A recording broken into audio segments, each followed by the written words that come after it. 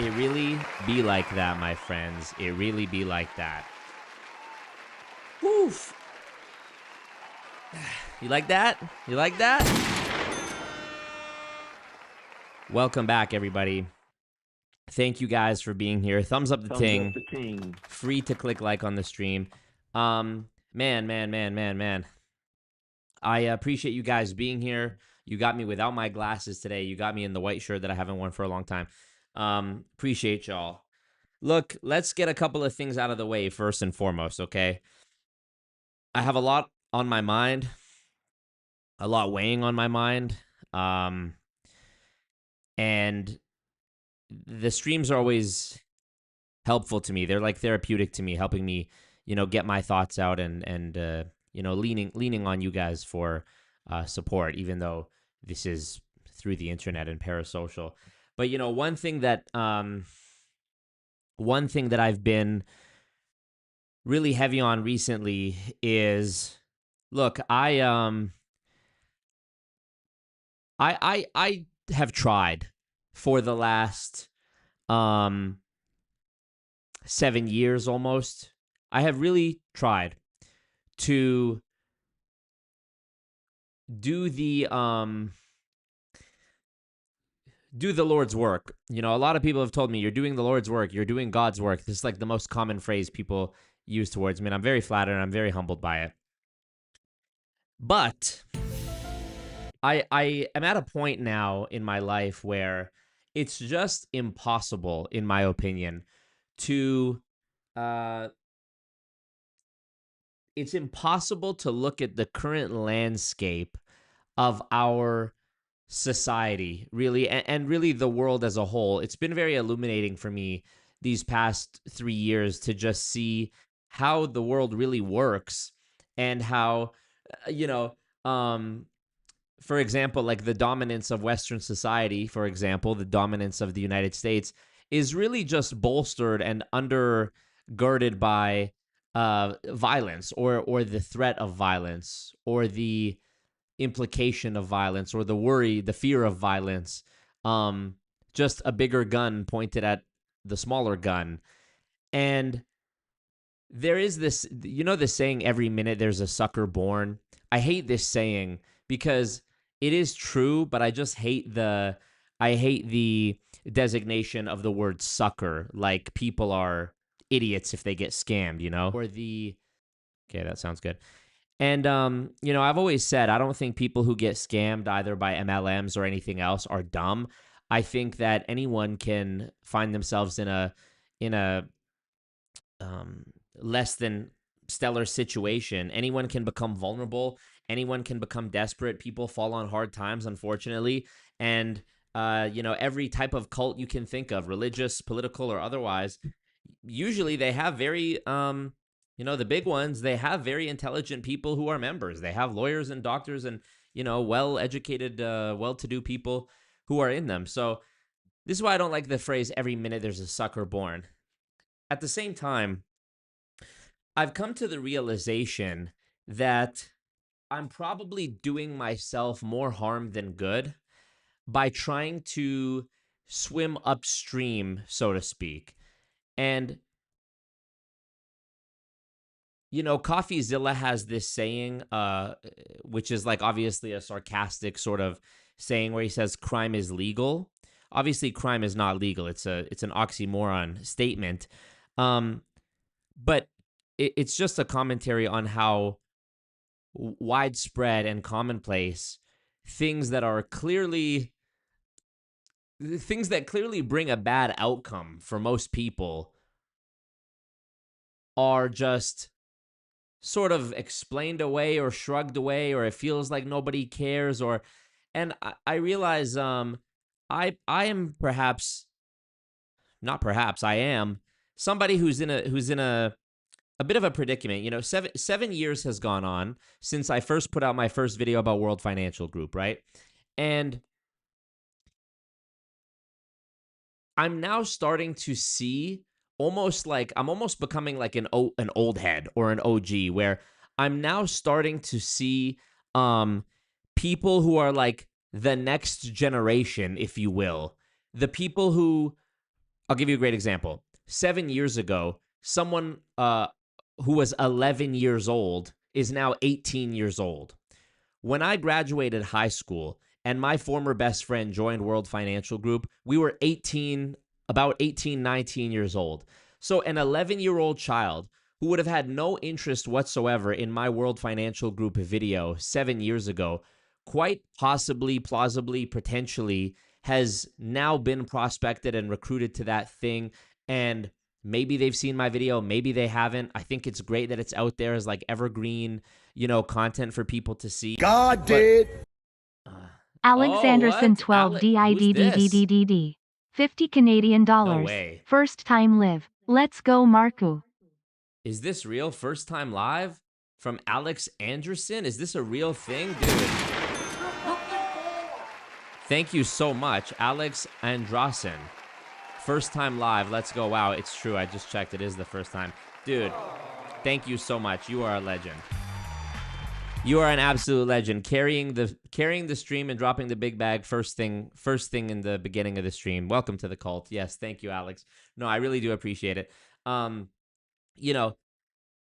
guys really do, and you do keep me going because of the support. This has been a largely grassroots movement for the last 7 years. You've only seen me do, I think, a total of 4 ad reads for like a sponsorship of any kind in a video over the last 4 years. I did 2 for Aura last year, and I did 2 for a company that's not even around anymore back in 2021. So, right, late 2021, early 2022. So this has been like almost entirely community funded. And,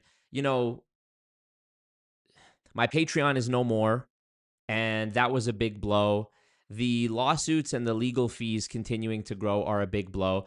And it's like, I just turned 30 in March. I'm starting to think more about like my future. And I will say I'm not giving up. And I'm very proud of the work that I've done in the last 7 years to try to help steer people clear of scams. And I know that I've had an impact because the views speak for themselves, the comments speak for themselves, the messages, the countless messages that I've got from people saying that I've helped them speaks for themselves. So I'm forever grateful and forever humbled by those factors. At the same time, I recognize that I've made the decision that it's now time to, instead of just simply focusing on trying to help people avoid the thing that's going to take money away from them, I would like to help people try to make money.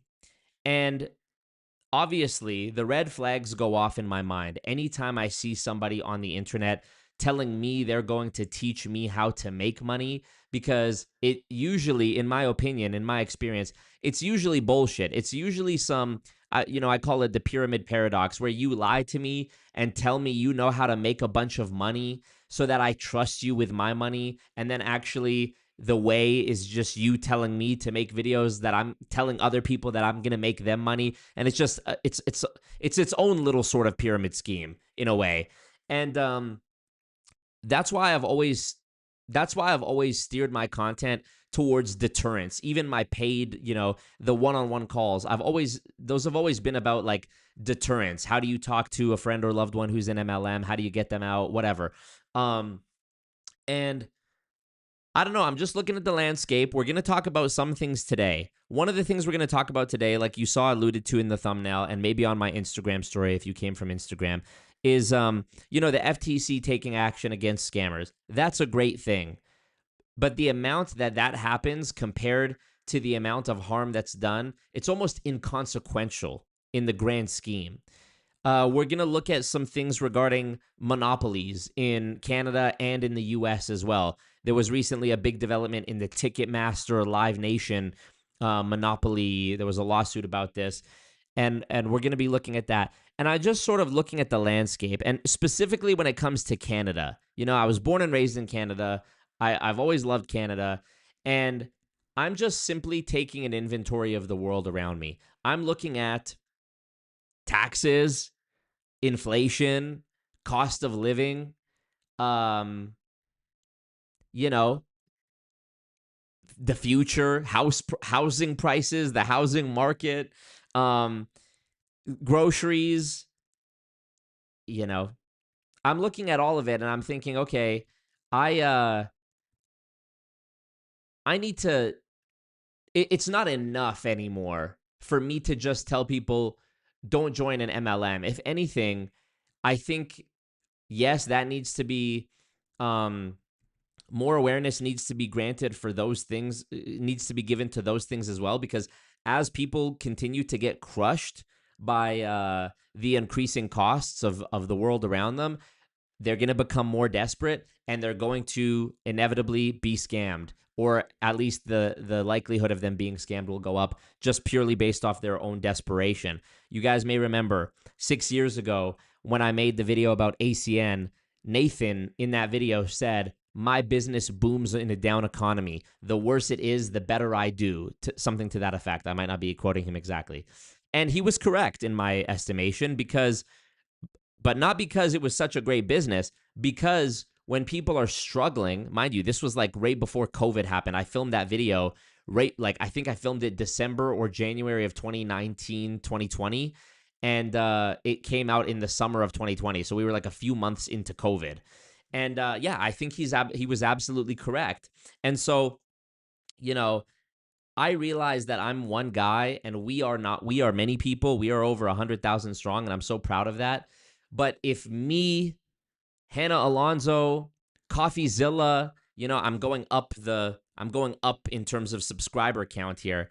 If all of us combined are only good enough to report on things after the fact, this is what's so difficult is you're almost never going to find somebody who takes the time to do the due diligence about an MLM beforehand. It does happen a lot. People have commented quite a lot on my videos. Oh, I had a meeting set up with World Financial Group and I was going to join them and then I watched your video and now I'm not going to. But there's even more people, I would guess, that their cousin approached them about it, said it was a great opportunity. They trust their cousin blindly and they're like, yeah, let's do it. So back to the thing about like making money.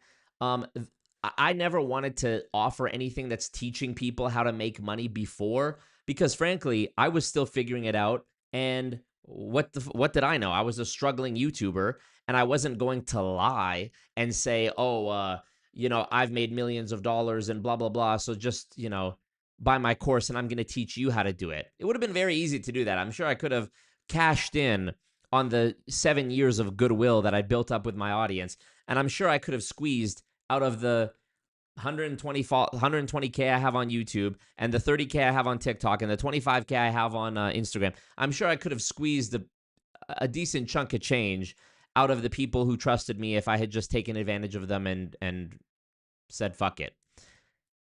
But obviously, as you know, I resolved not to do that. I thugged it out. I continued streaming. I continued making videos. I continued putting my neck on the line and risking it. I continued suffering through the lawsuits. I continued suffering through losing my Patreon. I continue suffering through the stress and the difficulty of the lawsuits.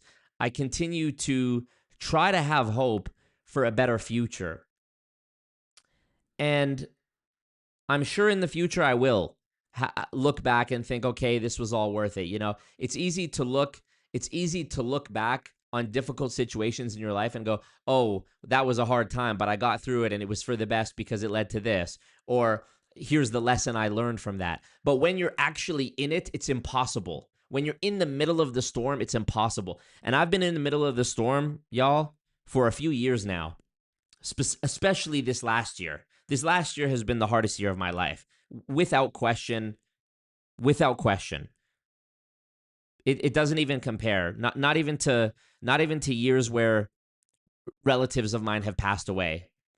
Seriously, this last year has been the hardest year of my life. And so I stumbled upon a quote recently. I don't remember where I read it, but it said something to the effect of, one fact can silence a room of wise men, a room full of wise men, but 1,000 facts cannot silence an idiot or an ignorant person. And that's so true. And I've said as much to people who reach out to me asking for help. What do I say to my friend or loved one who's in this MLM? And I always tell them, you need to ask questions that get them thinking for themselves, because they got into this not because of facts and logic. They got into it because of an emotional promise. The idea that you are going to have them see the light with logic and facts when you're fighting against emotions that they desperately want to believe are true, fantasies and yellow brick roads that they've been sold, you're just going to lose. You're going to lose. And it's not sensible for you to try to do that. So many people resolve to do nothing because they don't even want to risk it. And I get it. So I'm at a point now where it's been 7 years. I have probably figured out better than most people how to monetize every which way being a content creator, a small content creator. I don't even have a YouTube video with over 1 million views. I think at this point, the fact that I've even been able to survive this long, and not just survive, but like live a pretty good life, in my opinion, just off being a content creator, I feel like I'm at a point where I do have enough knowledge to share. And so I mentioned this recently on a couple of streams, but I've put together, I'm in the final stages, I'm putting the final touches on it. It's a free workshop, okay? There's no course. I'm not leading up to some big announcement about a course or any paid, ebook or nothing like that. I'm putting together a free workshop where I'm just going to simply lay out all of the things that I've learned over the last 7 years about not only making content and like systems for making content and how to do it cheaply and whatever, but also how I've made money. And I do believe that while not everyone can do it, not everyone will do it, the skills that I've learned are transferable if you would like to try to build a community of people around you and around a cause that you believe in, or take a skill, interest, or passion or belief that you have and turn it into something that people want to support, that you can make money off of. I feel really compelled to do this now because I'm just simply, like I said, I'm looking around and Dan, Chris Chris, thank just you. dropped a bag 27 Canadian dollars and 28 cents. You better thank your Go Onion member. What a legend. Thank you so much. Streamlabs link in the chat. Best way to donate. Alex FPV says, I forget, what's the best way to donate? Yes. And I'm going to read the comments in a second, but just let me get this thought off my chest. I'm at a point now where, like I said, I'm looking around at the landscape and it's just not enough anymore for me to tell people not to get scammed. I would hope you don't get scammed, but I want to do a little bit better than that and see if I can help other people to actually make more money so that even if they don't get scammed, like even if you don't get scammed, it still feels fucking impossible sometimes. The housing, the cost of rent and housing, the cost of food, the cost of insurance, taxes, etc. It's like, I don't know. I used to feel 7 years ago before COVID, I felt like, oh, I'm doing a really, really good thing just telling people not to get into scams. They can, they can go live their life and work their normal job and live happily. Now I feel like that's not as true. So, and back then I didn't have as much knowledge. Where's the thing? Knowledge. I didn't have as much knowledge as I have now. And I feel like now after 7 years, I have a couple of good insights that I can share. So, the fact of the matter is, you are not going to escape this hamster wheel, rat race, whatever you want to call it, matrix. You're not going to escape this by simply working. And like, let's say you have a job where you make $100 an hour, or you have a service, you're a barber, and you're able to make $100 an hour. The maximum amount you can make if you didn't sleep at all in a single day is $2,400. Most people aren't probably making $100 an hour, and most people aren't working 24 hours straight. So, I think that the only way is to you've seen the infographic or the image where it's like how to make $1 million. Sell one thing for $1 million. Sell two things for 500,000. Sell 10 things for 100,000, and on and on and on. I just think you need to you need to benefit from the efforts of multiple people, which ironically is the same thing MLM scammers say, except in their example, you're not uh, benefiting by helping other people or providing a valuable product or service to other people, in my opinion. You're doing it simply by using deception and taking advantage of them. But if you actually can provide a good or a service to many people, and there's some way of you scaling that, then you can make a lot of money.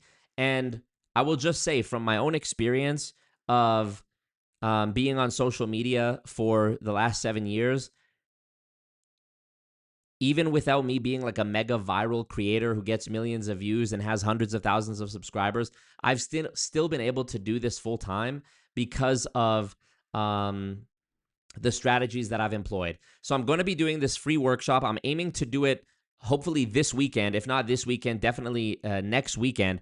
And there's no catch. I mean, it's going to be free. I'm giving away all the information. The only way that I could ever like make money off of this is by people booking one-on-one calls, essentially one-on-one consultations with me to help them implement the information to their own thing. Maybe they don't know what type of content they want to make and they need help with that. Maybe they don't know what software to use or what gear to use, and they need like a crash course in learning to edit, learning to live stream, how to set up live streaming.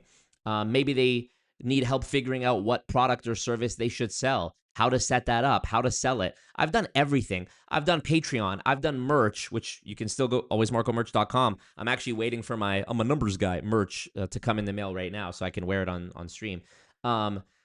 YouTube ad revenue, memberships, sponsorships, live streaming, people supporting directly on live stream. And I feel like, I mean, I'm proof of this.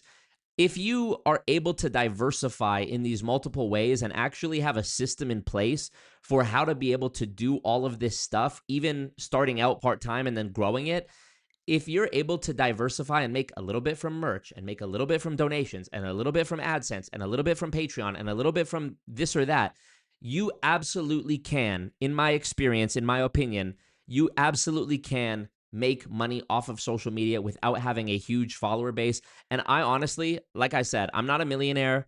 I've not made millions of dollars off of YouTube or off of my YouTube journey, but I have made hundreds of thousands of dollars off of social media. And I will tell you, if I knew then in 2019 as a 23-year-old, if I knew then what I know now, I probably would have been able to squeeze out an extra 500,000 to $1 million. I do think if I knew then what I know now, I probably could have made $1 million off of social media if I hadn't gone through the trial and error of fucking up so many things and taking 3 steps forward and 4 steps back. So I now more than ever just I feel compelled, and I feel compelled to help people more, and I feel like it's just not enough. I just feel like I'm not doing enough by just simply trying to deter people away from scams. And at the same time, I going back to the very beginning, I tried to be a good person. I tried to be a good man, and unfortunately, I'm trying to be a good man in a world that seems to reward evil. And I hate to say that, but it's just become overwhelmingly true to me at this point. And I am in alignment with CoffeeZilla, who says crime is legal. We are living in such a absurd, like, crony capitalist society at this point where the president and the first lady both have crypto coins. It's beyond explanation. It defies any reasonable explanation. It's literally like a South Park episode. It's like a skit. It's like a sketch that we're in, you know? And so you've seen it in CoffeeZilla's videos where he's like just beside himself at the absurdity of it all. And I am too. The difference with CoffeeZilla, he's a much bigger creator, and he has the resources to be able to, continue what he's doing. But even he is not bulletproof to this shit. The Logan Paul lawsuit, even he can be put through the bullshit of the system where they can just literally they can just throw money at it and drag it on for years and just cripple you financially, mentally. They can just keep going and going and going. And so I'm I still want to help people. I still want to talk about scams. I still want to you know, do this work, but also I want to pivot slightly to helping people in other ways. And I think, like I said, I have a lot of knowledge that I can help people with. So I'm basically going to be doing this free workshop. And then if people want my help in implementing the information that I give in the free workshop, obviously they can just take it and run and do whatever they want with it. I don't believe in paywalling information. If something is Googleable or searchable on ChatGPT, then shame on you for trying to charge money for public information. The only thing that you should ever charge for when it comes to like anything information related is the implementation of it. If I'm literally getting on a call with somebody and showing them, okay, let's do a basic run through of how you edit videos in DaVinci Resolve. Here's how to reformat videos and turn them from horizontal into vertical so you can post them on TikTok. Here's how to set up OBS. Then that's something that, is reasonable in my opinion to charge money for. So, that's what I want to do. There's a lot of people out here who everybody has it in their heart to want to start some sort of content or do social media, or there's a lot of businesses out there that have no clue about social media. And if you're a local to Alberta, I've also started working behind the scenes with a social media marketing company to help businesses actually. So if that's something you're interested in, you can message me on Instagram. And if you want me to invite you to the free workshop, message me on Instagram letting me know, and I'll flag your message so that I can send you the invite.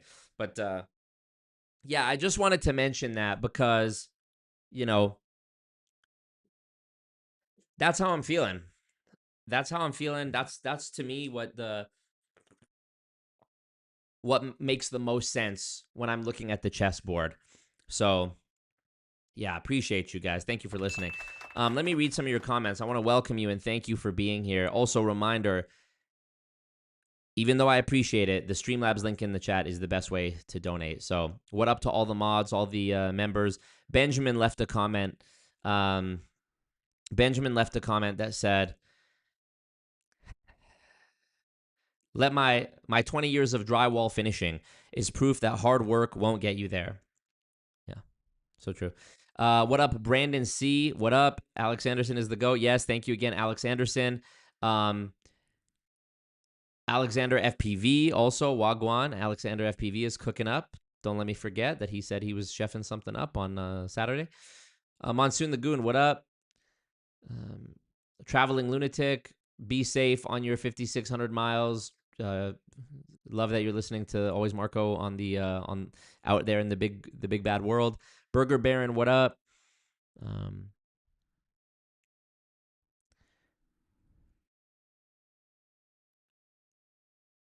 Y'all need to come together like Power Rangers or something. Form a badass Robotech mech that stomps MLM. So true. Mo, what up? Mo M. Sri is in here. Learning random stuff. What up? Obito, welcome. First time catching a stream. Yeah, okay. So let's get into this first thing I want to talk about, FTC related. And by the way, the last thing I'm going to say is, if you're not aware what this is in reference to, I've been invited to go on the podcast called Inside True Crime with Matt Cox. It is a podcast with over 1 million subscribers. I actually did it virtually 3 years ago, and the channel has completely blown up since then. And I think it's like probably the best opportunity I've ever had platform-wise to get out there to a bigger audience of people and spread the cult, spread the commune, and help more people. So they film it in Tampa, Florida, and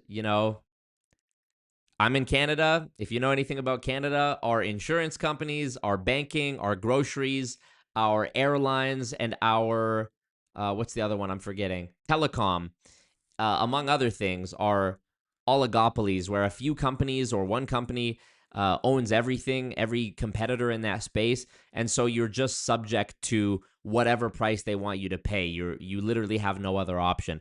And so for me to fly to Florida is going to be a cost, but I really do want to do it because, like I said, it's a great opportunity. It's a podcast with over 1 million subscribers.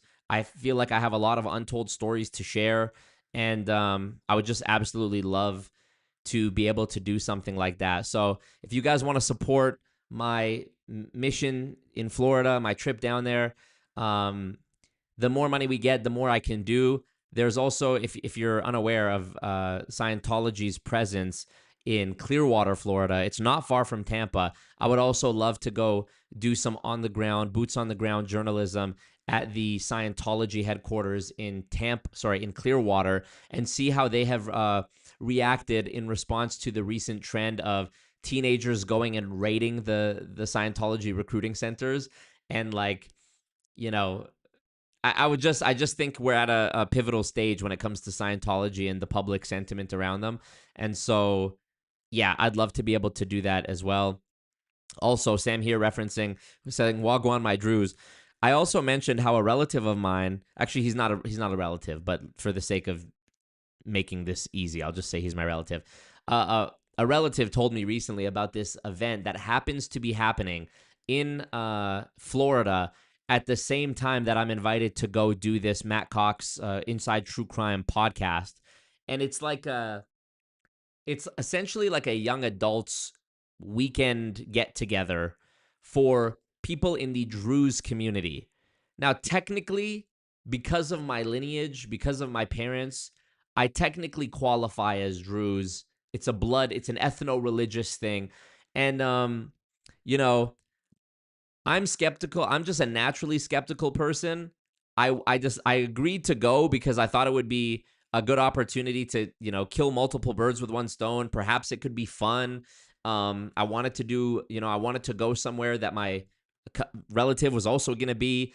And he showed me the Instagram. There's some beautiful gal that are that are probably going to be there. So I thought, okay, cool. But you know what?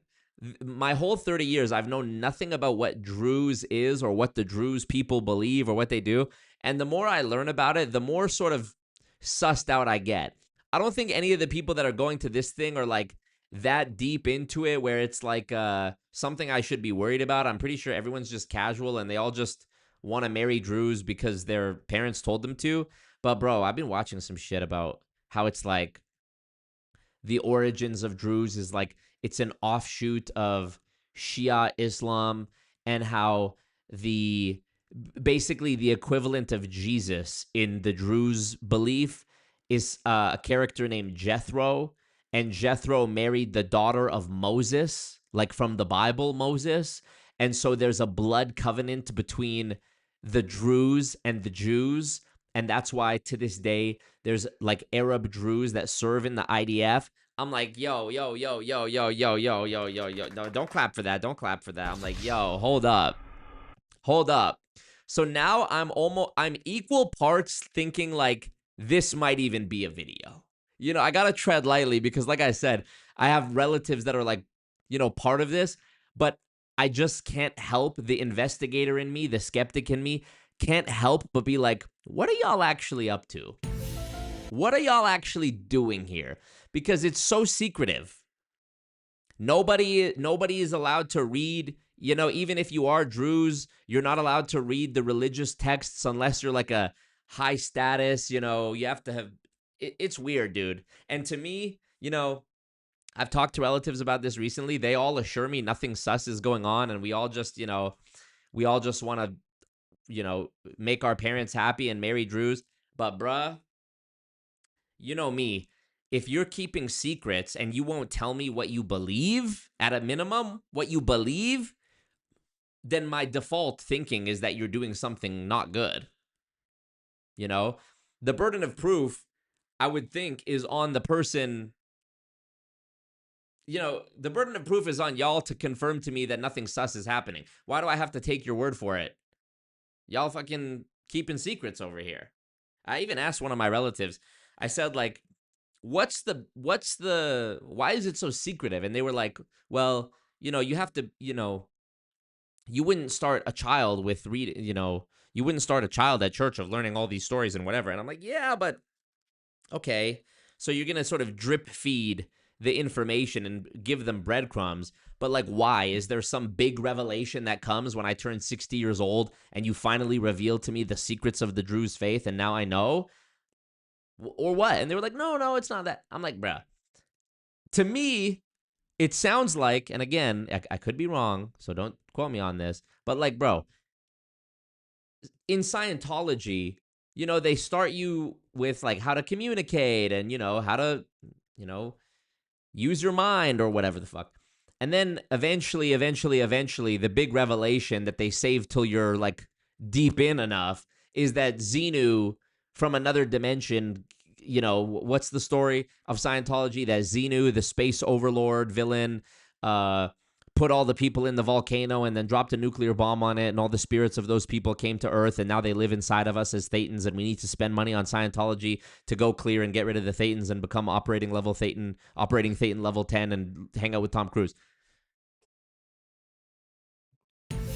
Now you lost me, right? Now you ruined it. Because I was with you on the communication and the personality test and how to make my relationships better and whatever. Now I'm on the Sea Org off the coast of whatever, off the coast of Florida, signing a billion-year contract and getting $47 a week or whatever it is.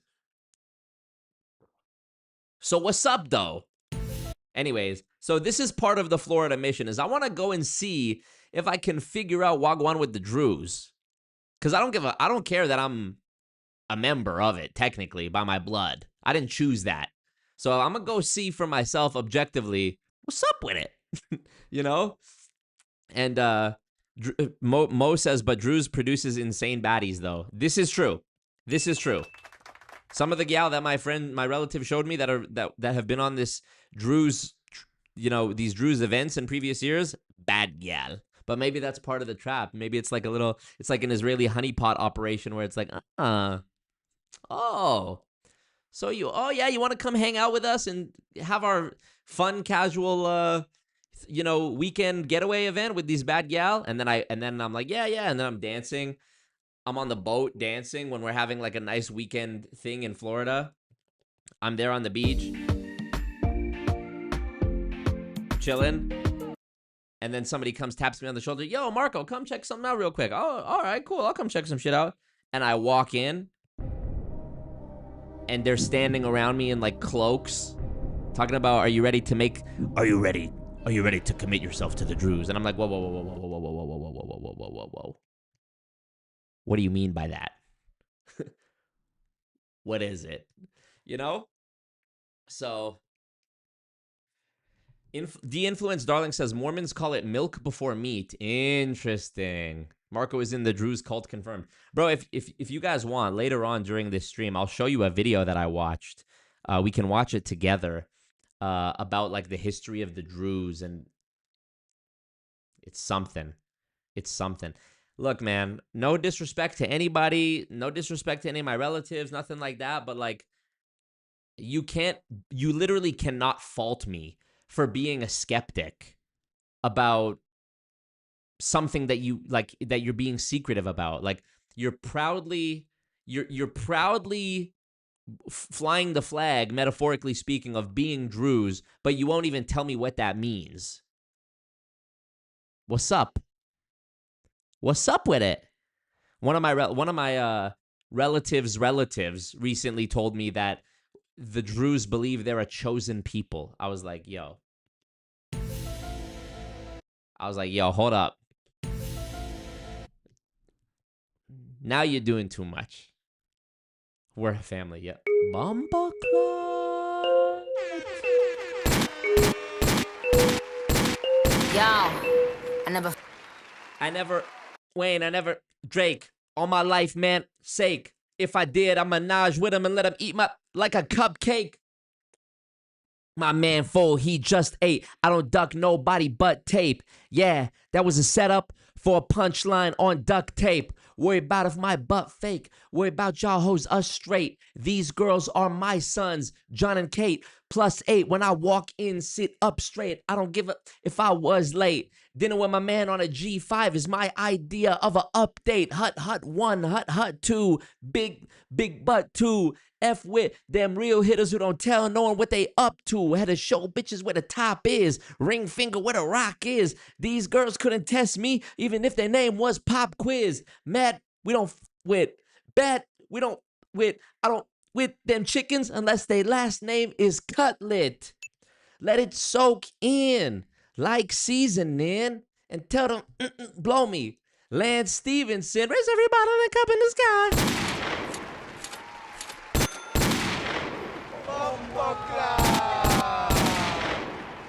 Bombaclat.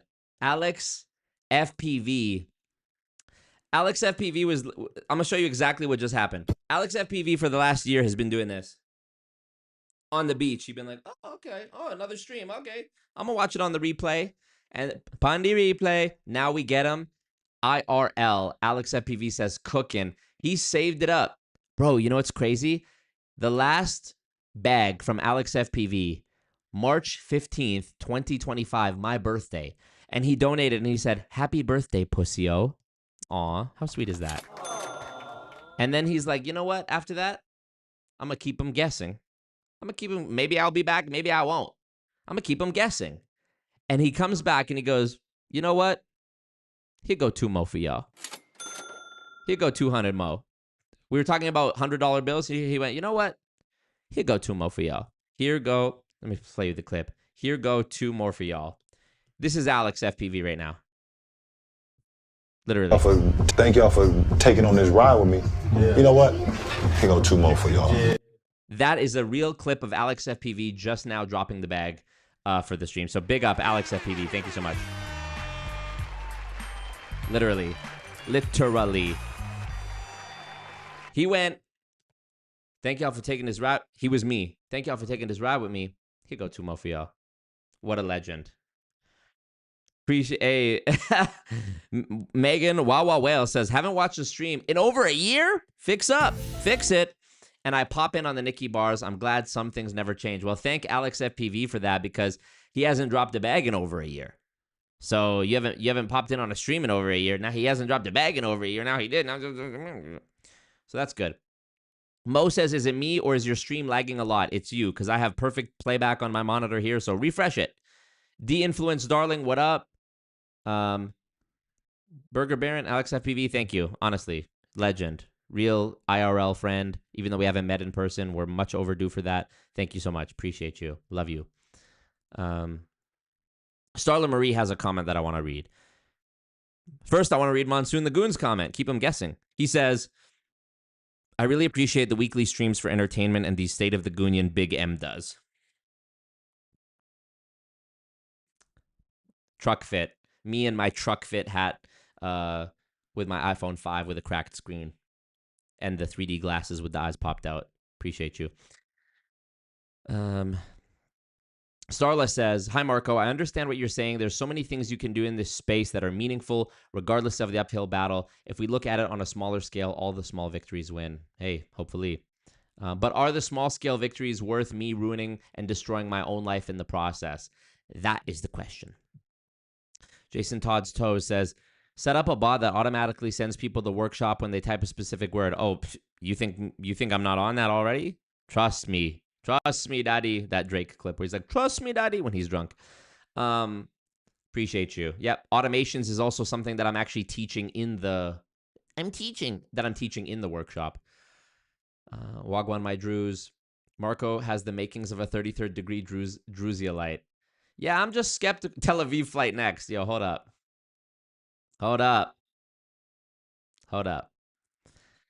Wagwan fam, Wagwan Shu, appreciate you. Mine is lagging a lot as well. Let me watch it. Let me watch mine. Be there. So I thought, okay, cool. But you know what I get? Bumba Club. Sake. Mine's playing perfectly. Y'all need to refresh it.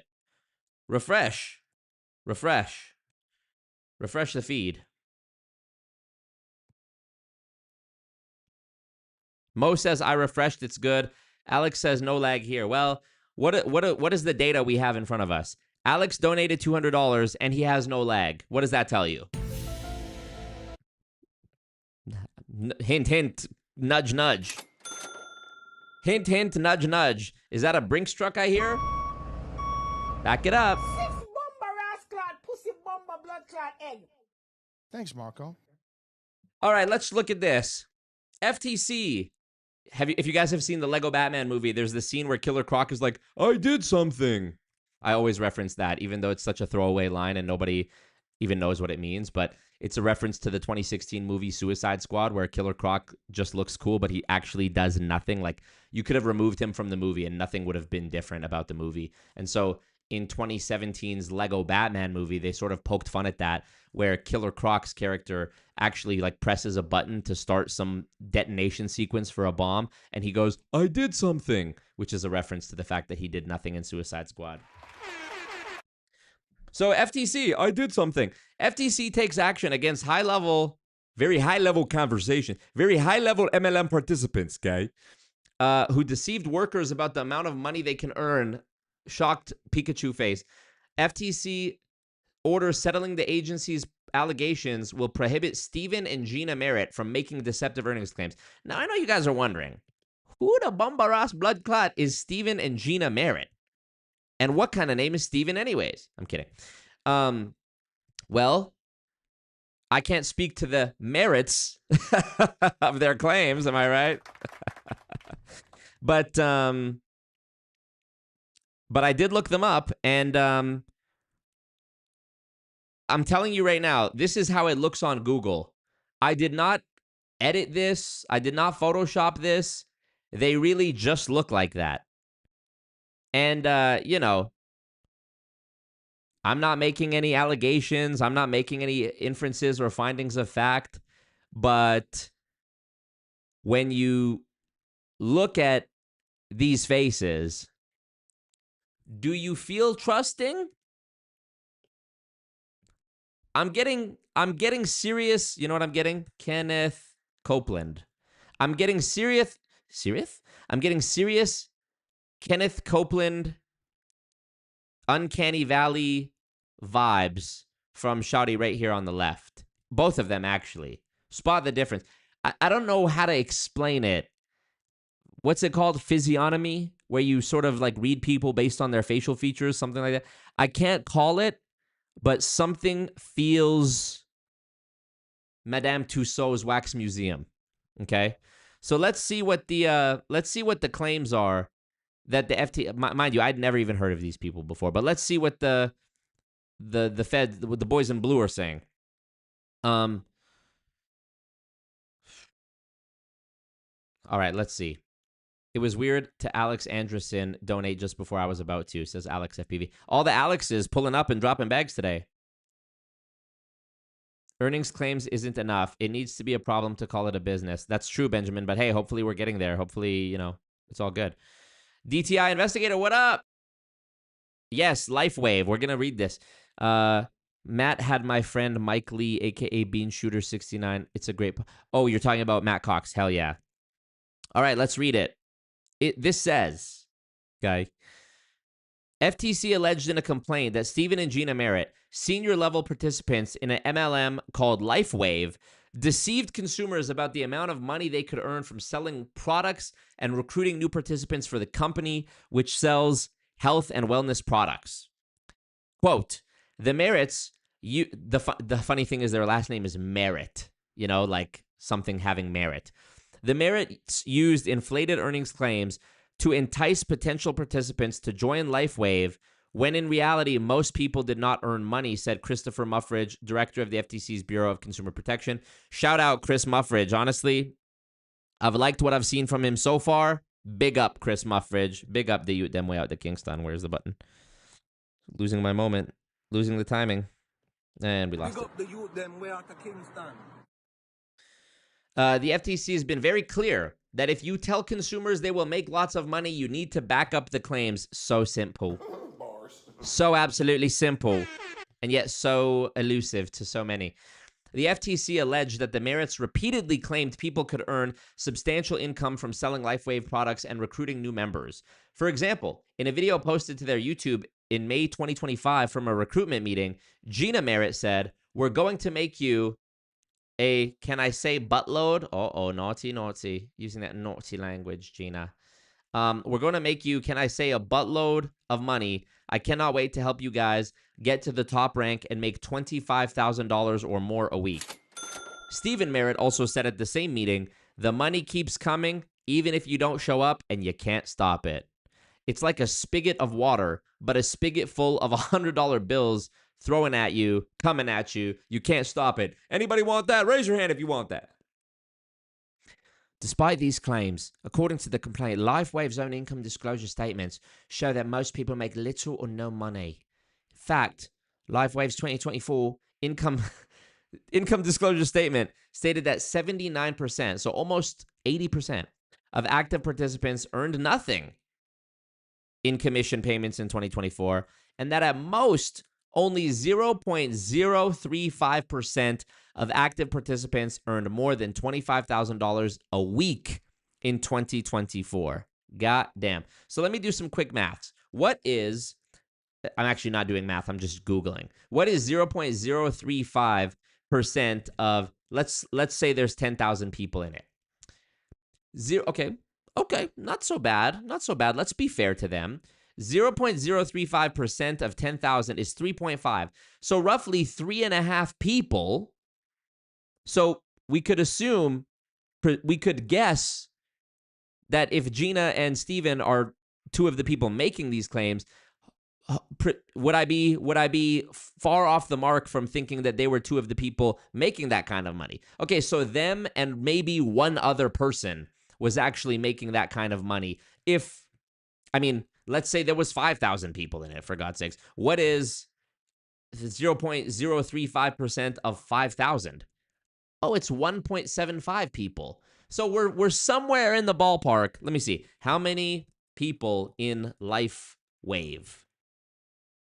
It says, this is the AI overview. As of April 2026, LifeWave has a large network of distributors with business for home identifying roughly 83,800 followers or subscribers. How many distributors? Because maybe there's nuance to that.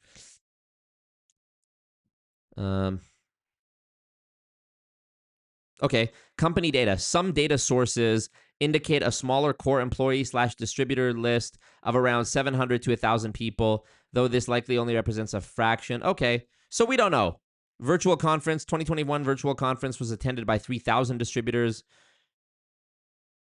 Given the company's growth between 2018, Walt Turner, what a legend, and 2024, the active distributor base is likely much larger than this figure today. All right, well, we don't know.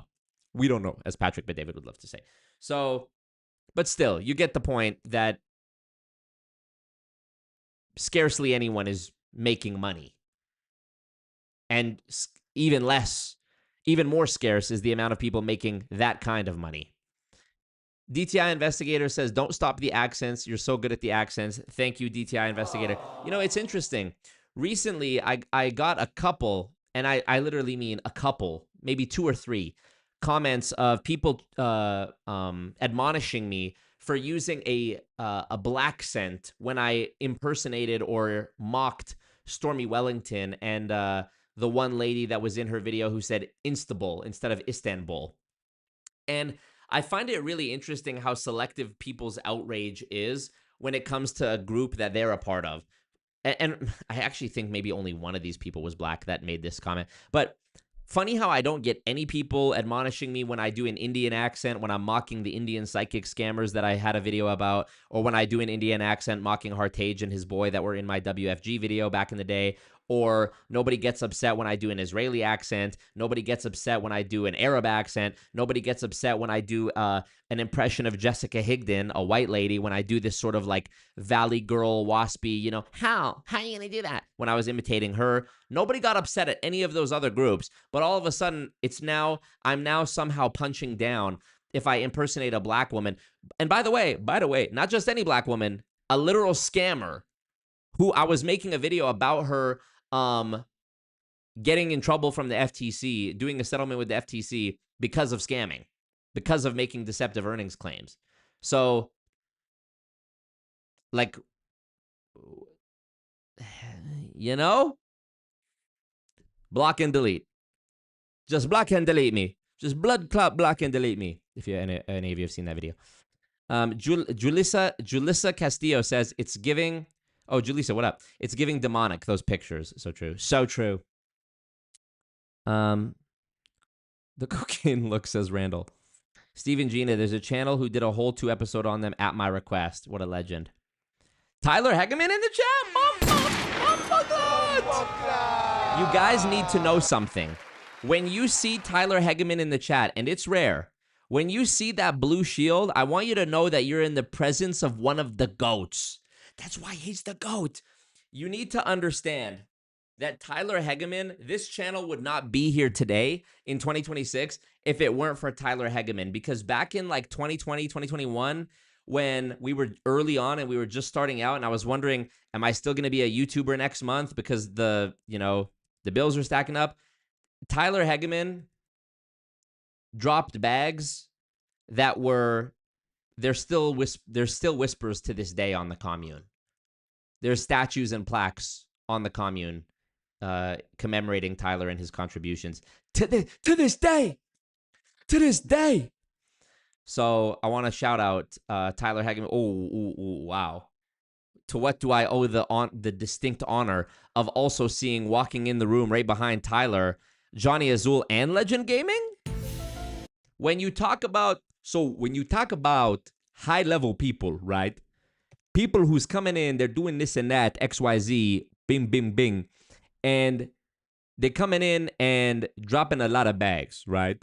You look at somebody like a Legend Gaming, you look at somebody like the Shah of Iran, Milton Friedman, Tyler Hegeman, Johnny Azul, and these are very high-level guys.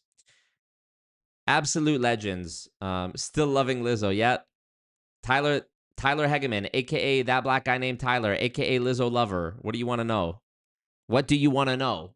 When I shaved my eyebrows off on stream and wrote Tyler's name on my bare chest in Sharpie marker. Y'all wasn't there? Okay. Appreciate you, Tyler. Really. To this day. Milk before meat, says David Harrington. Maybe they have their own version of Xenu. Okay, you're a little bit behind in the chat. Okay. Johnny says, if you win all the lawsuits and MLMs are banned in the US and Canada, what would you do next? I'd rest peacefully and look upon a grateful universe.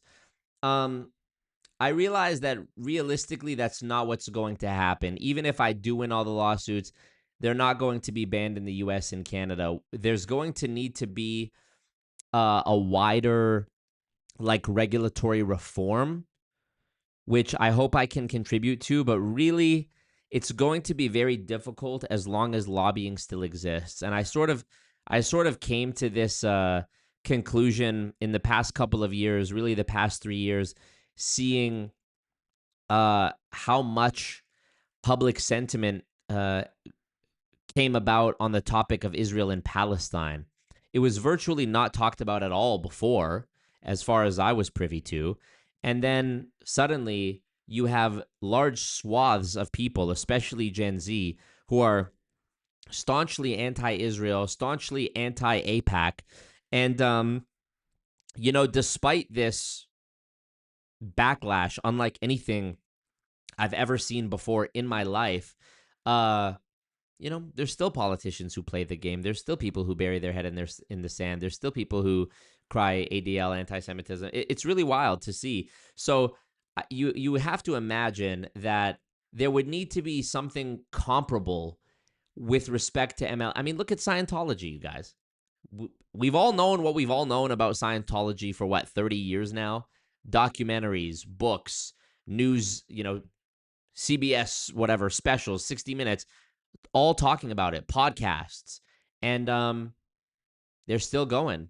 So I really don't know. It's I don't know. Like I said, I tried to be a good man in an evil world, and I don't know. Legend Gaming says, with regards to Tyler, he's not the throat goat. Well, when you see Legend, I mean, we're literally among legends tonight. And we're gonna be legends. You know that song? Alex FPV, Tyler, Legend Gaming, Johnny Azul, all of these people in the chat right now is crazy. Legend Gaming, he holds the trophy. You already know. Look at the red star next to his name. No Russia. no Russia, no China. Alex says, we're set up for a midnight ceremony tonight with all the shields in the chat, for real. Would they be on your painting with the Shah? Yes. If I had a painting similar to Patrick Bet-David's painting with the Shah and all them, you definitely have Tyler. You definitely have Legend Gaming. You definitely have Johnny Azul. Yep. Doing this and doing that. Appreciate you, Jaleesa. I would definitely want to hear more about the Druze and how their lineage split from you-know-who's. Stick with us, David. I'm gonna, if you guys are good, I'll react to a video that I have on my watch later about the sort of history of the Druze and the current connection they have to Israel and why they serve in the IDF and whatever. Legend Gaming, what an absolute 41 months. What is that? 10 years? What is that in Canadian dollars, right? The Influence Darling says there's still corruption. MLMs are too powerful to end. Hey, maybe that is the case, but you know, one thing I realized, and I promise I'll be brief with this point. One thing that I realized about my channel at a certain point was, even though what I became known for was talking about MLMs, it's not just specifically MLMs that people are interested in hearing me talk about. What I realized is that people were interested in the way I presented the information and the research and the investigation about the deception tactics and the way I broke it down and the way I explained it and all of that. And so I realized that I think maybe 2 years ago, I realized that it's not necessarily MLMs that I'm here to speak about. It's systemic deception, institutionalized deception. And that applies to many things: tech companies, religious institutions, politics, influencers on social media. It's truly endless. You know, you see deception, you know, gym influencers, fitness influencers who claim to be natural, but they're not. There's double speak and deception all around us. And I realize that's what people are interesting, is taking that info and making it digestible, like Tyler says. And so I experimented, and 2 years ago, no, not 2 years ago, maybe a little more than a year ago, I did a video about the Ring camera that I had, where I was talking about how they're changing the price after the fact, and they're sort of like, you know, locking features, software locking features behind an update. And when I talked about this sort of what I felt was deceptive change, I made this video. This video did excellent, 140,000 views. When I did a video called Every Influencer is Lying to You, where I was in Bali talking about a similar thing, this video also got 127,000 views. So it did great. So I realized, you know, and this is something I talk about in the workshop, is like, you need to unmarry yourself. You need to divorce your mind from the idea of a niche. If you're a creator, it used to be the case that you needed to have a niche. You were a skateboarding channel, you were a cooking channel, you were a whatever. The reason I think that's not relevant or true now is because the algorithms of all the different platforms are no longer follower based. Most of the content you consume statistically is from, I'll use YouTube as an example, browse. So recommended videos. Most of the content you watch on Instagram is on the Reels page from accounts you don't follow. TikTok, most of the content you consume is on the For You page. So it's become interest-based. You could start up a new TikTok account where you don't follow anyone, and just by simply interacting with the feed, it would in real time shape your algorithm to be something that you would enjoy, where based on what you watched, how long you watched it for, what you interacted with, what you liked, what you commented on, it would learn what you like and start feeding you content that you are inclined to watch. Because of this, it's sort of a double-edged sword. On the one hand, it means followers don't matter nearly as much. An account with 100 followers can post a reel on Instagram and get 1 million views, whereas you're not guaranteed to get that if you have 1 million followers. You could still flop if you have 1 million followers. But the plus side is, and I think the plus side outweighs the downside, the plus side is it frees you as an individual, as a creator, as a business, to talk about so many more things. As long as, and this is why I say you should focus on a set of values and not a niche. For me, the values that I like to talk about are exposing deception. I like talking about deception, doublespeak, misdirection, things like that. That enables me to talk about such a myriad of topics. I could talk about literally any topic, any field, industry, thing, media, politics, anything where there is deception at play, not just MLMs. And this was a learning process for me because when I started making YouTube videos, you have to remember, time flew by. But in 2019, there was no YouTube Shorts. There was no TikTok. There was no Instagram Reels. So that's how long I've been doing this, is that the most popular forms of consuming content didn't even exist in 2019 when I started doing this full time. I had to learn how to use Reddit.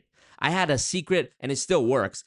It's too much for me to get into on a stream, but I had like a secret Reddit hacking strategy that I used to blow up all my most viewed videos that I relied on to get my videos the audience, the eyeballs that they needed.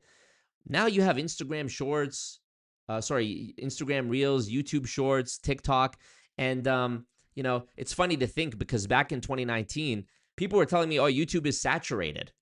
So funny to think about now because we hadn't even like the actual medium of doing this didn't even exist yet, and people were telling me YouTube was saturated. And people say the same thing now about Reels and TikTok, and I've learned it's just not true. Instagram, YouTube, social media, period, it will never be saturated with good content. There's always going to be tons of slop, but it will never be saturated with good content. To this day, only a very small percentage of YouTube channels have even hit that silver play button 100,000 subscriber mark. It's a very small fraction of the total number of channels. So this is something that I'll talk about more in the workshop. If you're interested, message me on Instagram. I'll send you an invite to it. And yeah, big bar, big tip right there, big tip. Rachel Alexandria in the chat too says it's a reunion for real. Hey, we had Alex Anderson drop a bag. We had Alex FPV drop a bag. We had Alex Anderson, Alexander FPV. Now we have Rachel Alexandria. Coincidence? I think not. The Incredibles. Maybe Rachel Alexandria is here to drop a bag. You never know. Okay, it is a reunion for real. The niche found you. PBDU's magic carpet sales, hilarious. Drop the bag and you'll have no lag, so true. Loads of sleeper hits like the Sly Stallone video and the Indian Psychic videos. So true. Those and the Unicity video. My Unicity infiltration video in Bangkok, my Sylvester Stallone MLM video, and my Indian Psychic video. 3 amazing videos, in my opinion, that were just totally, absolutely slept on, and it broke my heart. That feels like so long ago now. It was, but also it wasn't. Reborn Vid says, you the real, Marco. Thank you, my king. 2019 seems like yesterday. I agree. Do you still have success with YouTube Shorts? Other creators have been saying they don't see a difference. Y'all gonna get me back in my teaching bag right here. Short answer, de-influence, darling. You have to post on every medium. And the beauty of where we are today is that if you make a vertical piece of content, like a short, the format is exactly the same on TikTok, YouTube Shorts, and Instagram Reels. So you may as well invest the 10 seconds it takes to, you see the phone case, alwaysmarcomerch.com. You may as well take the extra 10 seconds that's required to post it on each different platform because you truly can't call it. Each algorithm works differently, and a piece of content that absolutely flops on one platform might go completely gangbusters on another. And I'll give you an example. Let me just open my TikTok for a second here, and I'll show you. So here's a video from, I believe this is 6 months ago now. Boy, does time fly. You probably remember seeing this, or maybe you don't. But maybe you're a trader. I don't know. This is a video on my TikTok. It's about me going to Walmart and complaining about how much they're charging for a Nintendo game that came out almost 20 years ago. This got 35,000 views on TikTok. Not bad. The exact same video same caption, everything, got 18,000 views on Instagram, so about half. And on YouTube, this video got 2.5 million views. The exact same video, nothing was changed. Same caption, everything. And this video, keep in mind, this is like a very successful short, like like certifiably viral, short. 2.5 million views. It's my most viewed, like, at least on YouTube, it's my most viewed piece of short form content. TikTok, I've had a couple do millions of views. But yeah, like, let me just show you the analytics for this. So 2.5 million views. I gained almost 5,000 subscribers just off this one piece of content. So keep in mind, you only need, I think they lowered it. I think it's 500 subscribers to get monetized and a certain amount of watch time. So I'm not sure where the watch time is on this, but almost 5,000 followers just off this one short and $771 in ad revenue. So this is why I say to people, even if you're not a YouTuber, even if you just make short form content on Instagram, you need to also be posting it on YouTube, just because maybe, was this worth, I'll ask you, was this worth posting on another platform, just posting it on YouTube? I think so. I think so. And I liken it to when I worked in a casino, I would see all the high limit slot machine players. The way they would win so much money is they would play multiple lines. There's something called pay lines on a slot machine, where basically you see this hieroglyphic web of lines.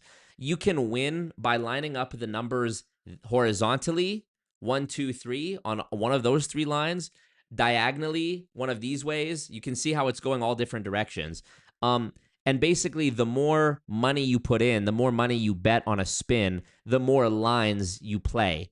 And so effectually, what you're doing is trying to increase your odds of hitting a jackpot. So I believe that the social media platforms are very similar, where you need to post on all of them. You need to play multiple lines. Okay, let me get back to this article about the FTC. Here we go. In an order settling the FTC's allegations, the merits will be prohibited from misrepresenting or assisting others in misrepresenting how much money others can earn from various business ventures. This includes prohibiting them from misrepresenting. I mean, this is almost the exact same verbiage that was used by the FTC on the Stormy Wellington settlement, isn't it? Which, I'm a genius. I said in that Stormy Wellington video, what's stopping the FTC from dropping one of these a week?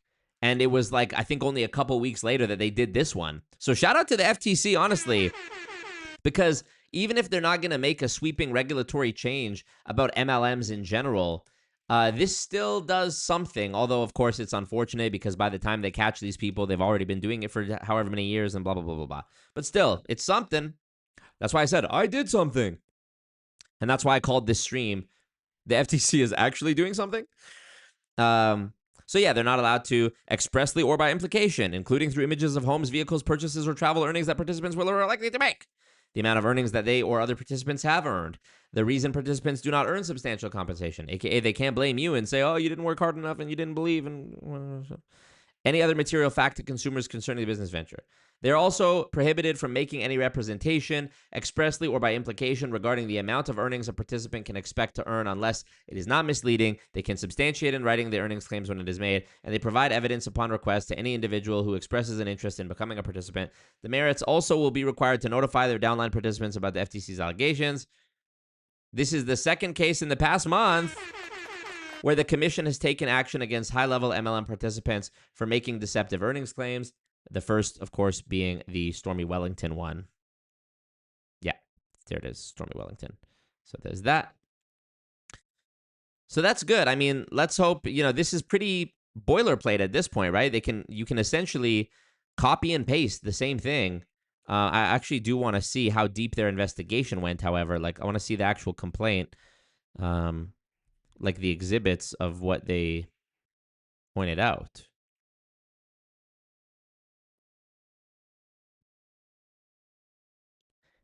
The shitty thing is they don't have to pay any money. As far as I know, there's no fine. But I haven't read this full thing yet, so I could be wrong.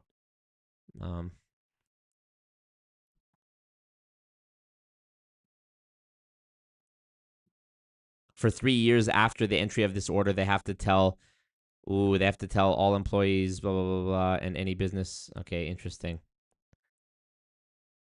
I mean, hey, if you've been doing this for however many years that you're notorious enough that the FTC has to like take action against you, then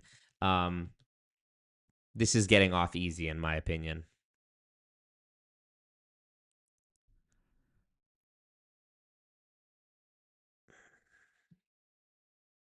Alrighty.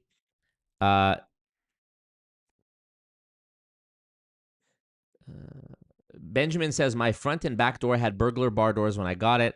I added burglar bars to my windows as well to avoid Ring camera. Costs about $1,000, but I'll be damned if I give Ring a penny. Respect. Marco gassing us up so much that he's got me thinking about starting a YouTube page. Jeff. My name's Jeff. Holla at you, boy. Marco, by the way, you can book a one-on-one call with me on alwaysmarcomerch.com. I've got 30 minutes, 60 minutes, 90 minutes. If you want to book a call with me specifically for the, honestly, when I started doing the one-on-one calls, I was charging like $50 for 30 minutes, thinking that was reasonable. And I realized like immediately I had to raise it for 2 reasons. One, because somebody who booked a call explicitly told me to my face that I need to be charging more money. And he paid for one. And he's like, you need to be charging more money. I was like, yeah, okay, say less. And then another reason was when I first announced it, I got a couple bookings that were like people who, much respect to them, it was like dudes who were like, I thought I was going to be helping them with like some MLM related thing, giving them some good advice. And they're like, yeah, I don't need anything. I just wanted to tell you I fuck with the videos, and and they just wanted to like hang out for 30 minutes. And I was like, okay, we need to charge more money for this. So, yeah, now I'm trying to tailor it to specifically people who want to grow their social media, make money doing it. This is something that I want people to understand. You don't need to be monetized by the platform to make money. Think about how I saw one woman. Let me pull up the picture, actually. I'm going to pull up her IG because she was a great example. Workshop here. Let me pull up this picture. So this is a real profile that I stumbled upon just from scrolling on Instagram one day. Share this. So this woman, her name is, what even is her name? The Luciera, okay? She makes content about, look, it says, pageant and runway expert and coach. So in her bio, it takes you to a webpage where you can book a one-on-one call with her. Essentially what she's doing is teaching you on the call how to style yourself, how to do a model, how to do a runway walk, whatever. I bet you there are people who buy the calls with her just because they like her and they think she's funny. And I know that because that's happened to me.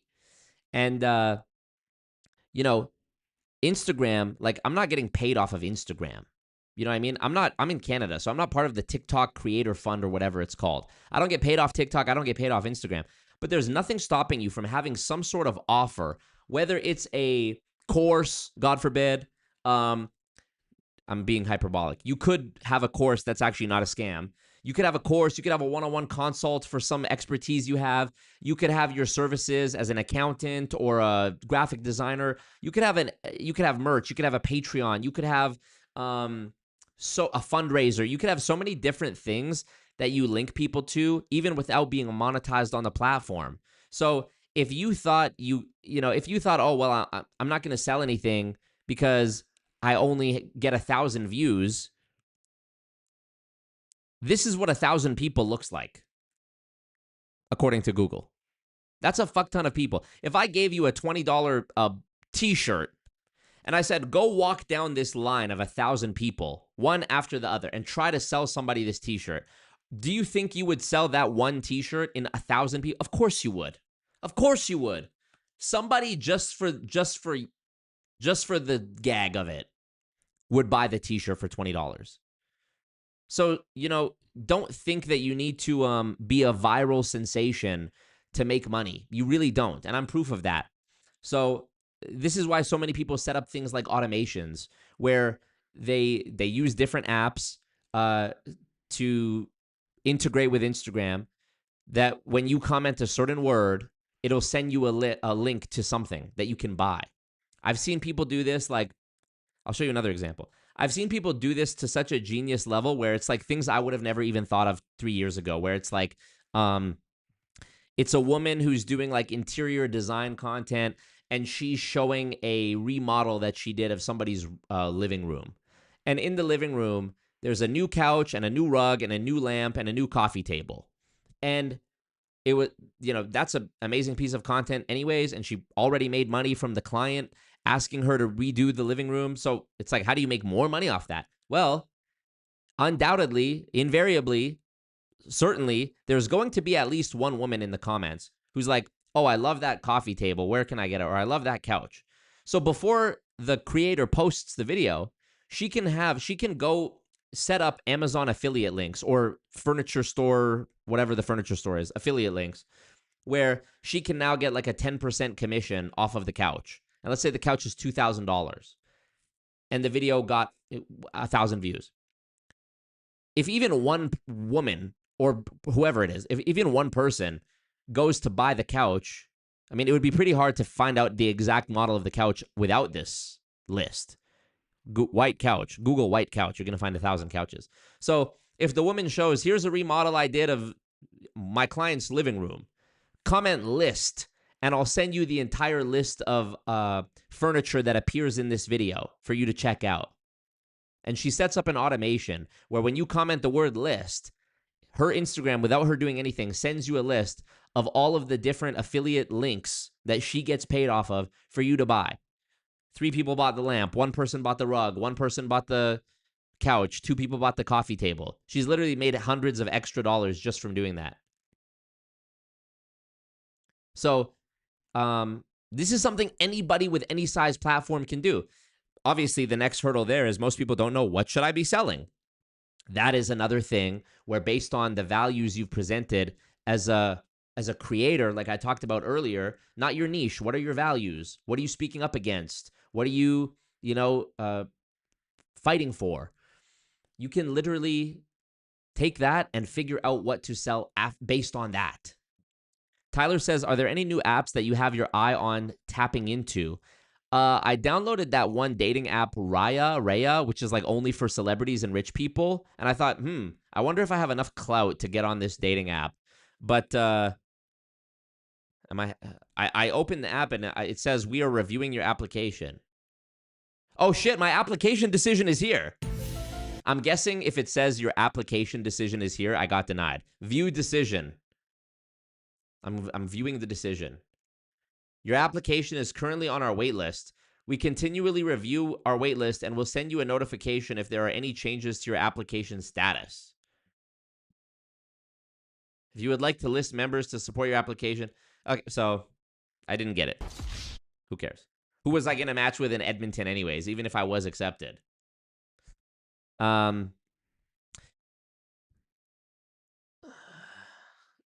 So that answers your question, I hope, Tyler. Jeff says, I have thought about booking a call with you because I think you're hilarious. Jeff, the price continues to go up, Jeff. Holla at me before it's too late.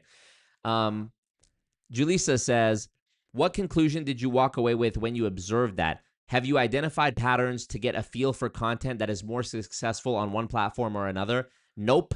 And I don't even waste my time trying to ruminate on it.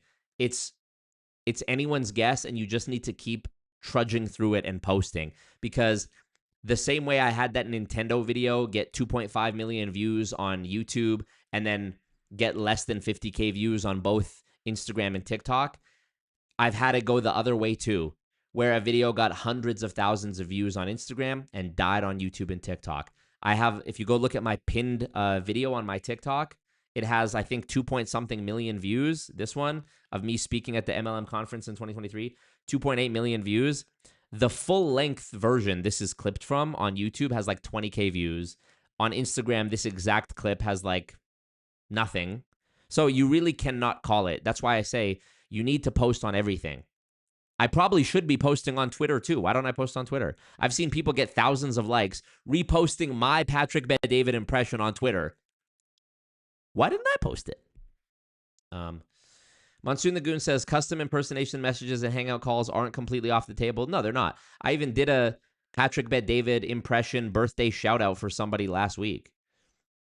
This reminds me of my time at Bally's. So true. David says, no longer, you are a man in the world, Marco. No niche for you. Love you. Appreciate that. Maybe I should do an affiliate video on my burglar bars. That'd be beautiful. Yeah, why not? Fuck it. Why not? If you're doing an affiliate video where you could earn a commission off something that's an expensive product, even better. Would you rather earn 10% of $1,000 or 10% of $10? I think I know. Would you rather use the Streamlabs link in the chat or the Streamlabs link in the chat to send me to Florida to go to the Scientology base and to go to Inside True Crime Podcast with Matt Cox and go to the ethno-religious dating event, which may be a cult? Boy, do I offer a sweet deal. What about the Druze honeys? We'll never, unless we fill up this donut goal, we'll never get to them. The Influence Darling says, I've gotten free printables from creators, and it did put me on a list for pay services the creator provides. There you go. They're warming you up. They're warming you up as a lead. You showed interest in a free thing in exchange for your email. Now they have you on some sort of email list. You continue following them. You continue, having touch points with their content. You start building trust with them because of the familiarity you have with them and their content and their face, and you start to trust them and like them and whatever. And then there comes a day where they say, hey, I'm launching a blah, blah, blah. And they send it to you and maybe you buy it. Type shit.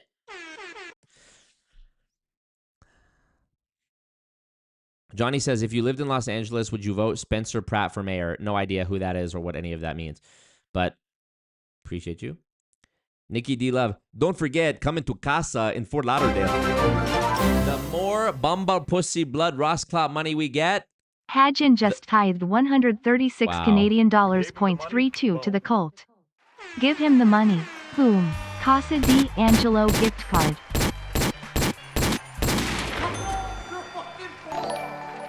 you at Tel Aviv? Oh my God.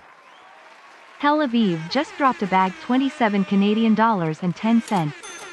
Are you the numbers guy? I'm a numbers guy. Okay. Wow, Bombaclad. Thank you so stinking much. Hagen, what a legend. All the legends are in here today. And we're gonna be legends. This is my fight song. Take back my life song. This girl is on fire. You're gonna hear me roar. I'm singing all the MLM Boss Babe songs right now. Tel Aviv says, are you the numbers guy? Thank you, Tel Aviv. Somebody's going to clip me saying thank you, Tel Aviv. Hagen, gave him the money. Boom. Casa D'Angelo gift card. Honestly, I'm not even lying. Anything can happen in this life. If the bag is right, like if we raise enough money, I have to Google how far Tampa to Fort Lauderdale. It says it is 3 hours and 50 minutes by car, 4 hours approximately. 4.5 by bus. Honestly, if we get enough money, I legitimately would like go from, I mean, I'm already in Florida, so it makes sense for me to do it then. I genuinely would go to Fort Lauderdale and go to Casa D'Angelo with Hagen and film like a video for you guys. It might be a bonus second channel video, but I would absolutely love to go film like a food review video. At Casa D'Angelo. Imagine I went in a character as Patrick Bet-David the whole time. Absolutely hilarious. Cariel Cook says, I'm in Tampa. I've been there. It's not that good. Hefmiller 1065 Oh just my dropped God, a bag for the 20 Druze. Canadian dollars. For the Druze honeys. Guys, thank you so much. I'm so humbled, honestly. Bag war for real. It is a bag war. Thank you, dude. Thank you, man. Let's just get it over with. Let's just get it over with so we can go back to paying some bills, paying some legal fees. How about that? We got a 10x it. Just go ahead and 10x it. There's Grant Cardone. You got a 10x it. Thank you, guys. Casa gift card. It's a sign. You deserve it. Thank you, Obito. David says, your original going in the place that brought your friend was the best. I could picture you undercover like Donnie Brasco. Appreciate you, dog. Then you figured out you were on or something when they passed your name.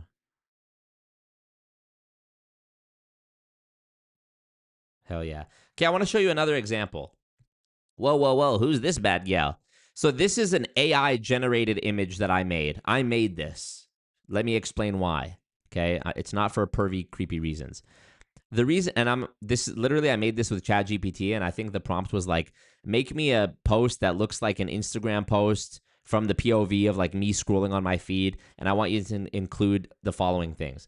So this is a sneak peek of something I'm going to be showing in the workshop, okay? What do you see when you see this picture?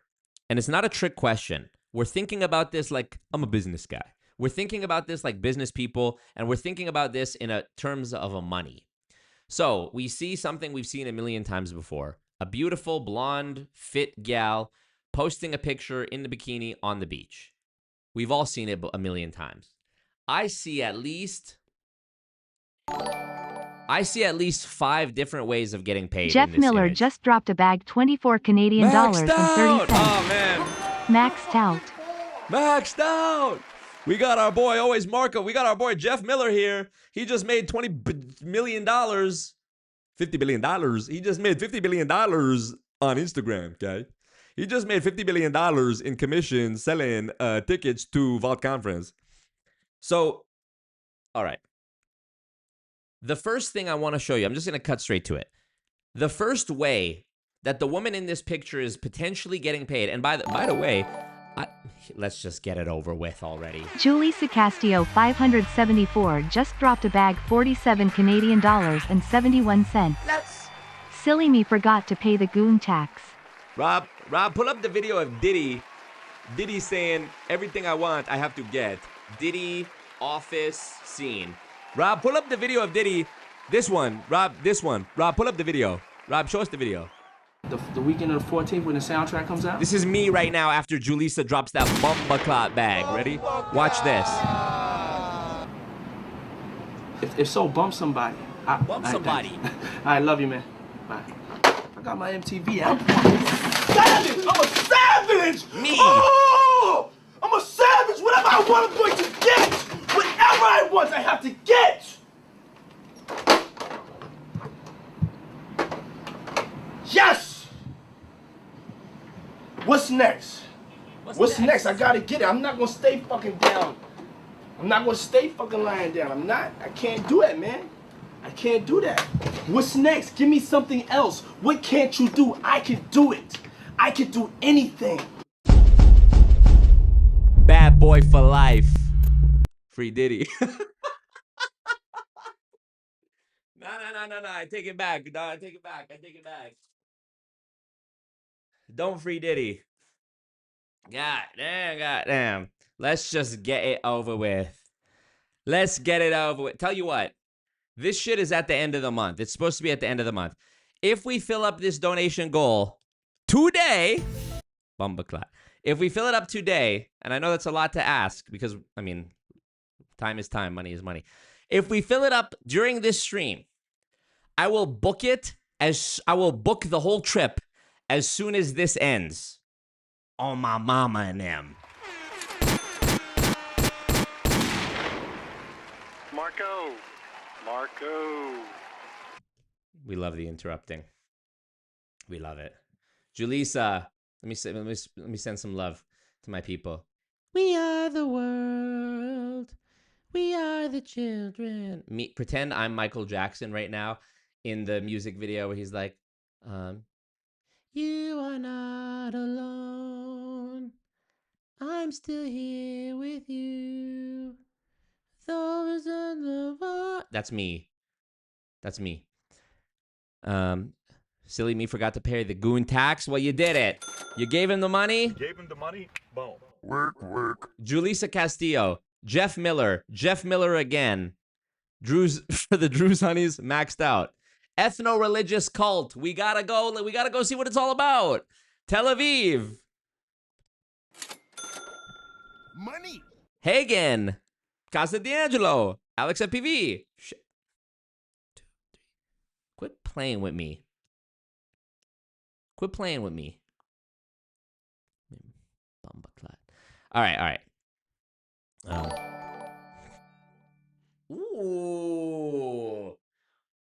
Ooh, Tyler. A shadow, a whisper, an echo. That's the word I'm looking for. An echo of his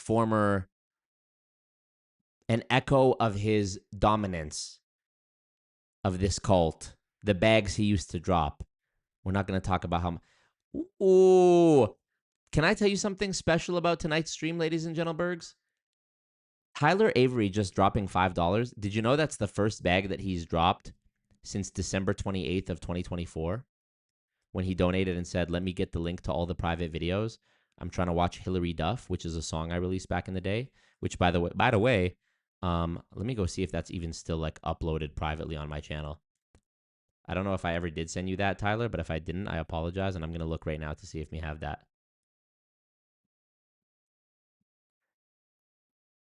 December of 2024. What is that, 6 years ago?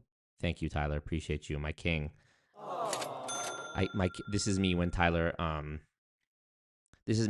drops a bag, even if it's a small one.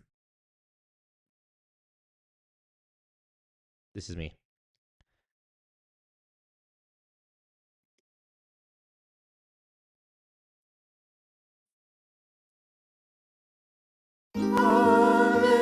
Hallelujah, hallelujah, hallelujah, hallelujah. Wait for it. I worship you, my king, king, king, my king. I worship you, my king, king, king. I worship you, my king. Wow. I worship you, my king. Let me see if I have Hillary Duff right quick. Hold on. Hillary, how do I spell it? Duff. Oh, I have it. It's private, though. Here, let me make it unlisted. Matter of fact, I'm going to send you the vlog where I was in the studio doing the making of. Uploaded December 3rd, 2020. Brother, I have been round the block and back again. Tyler, let me send it to you right now so I don't forget it. Instagram, Tyler. Do you want me to shout out your Instagram so people can go follow you? Ooh, who's this? What the helly?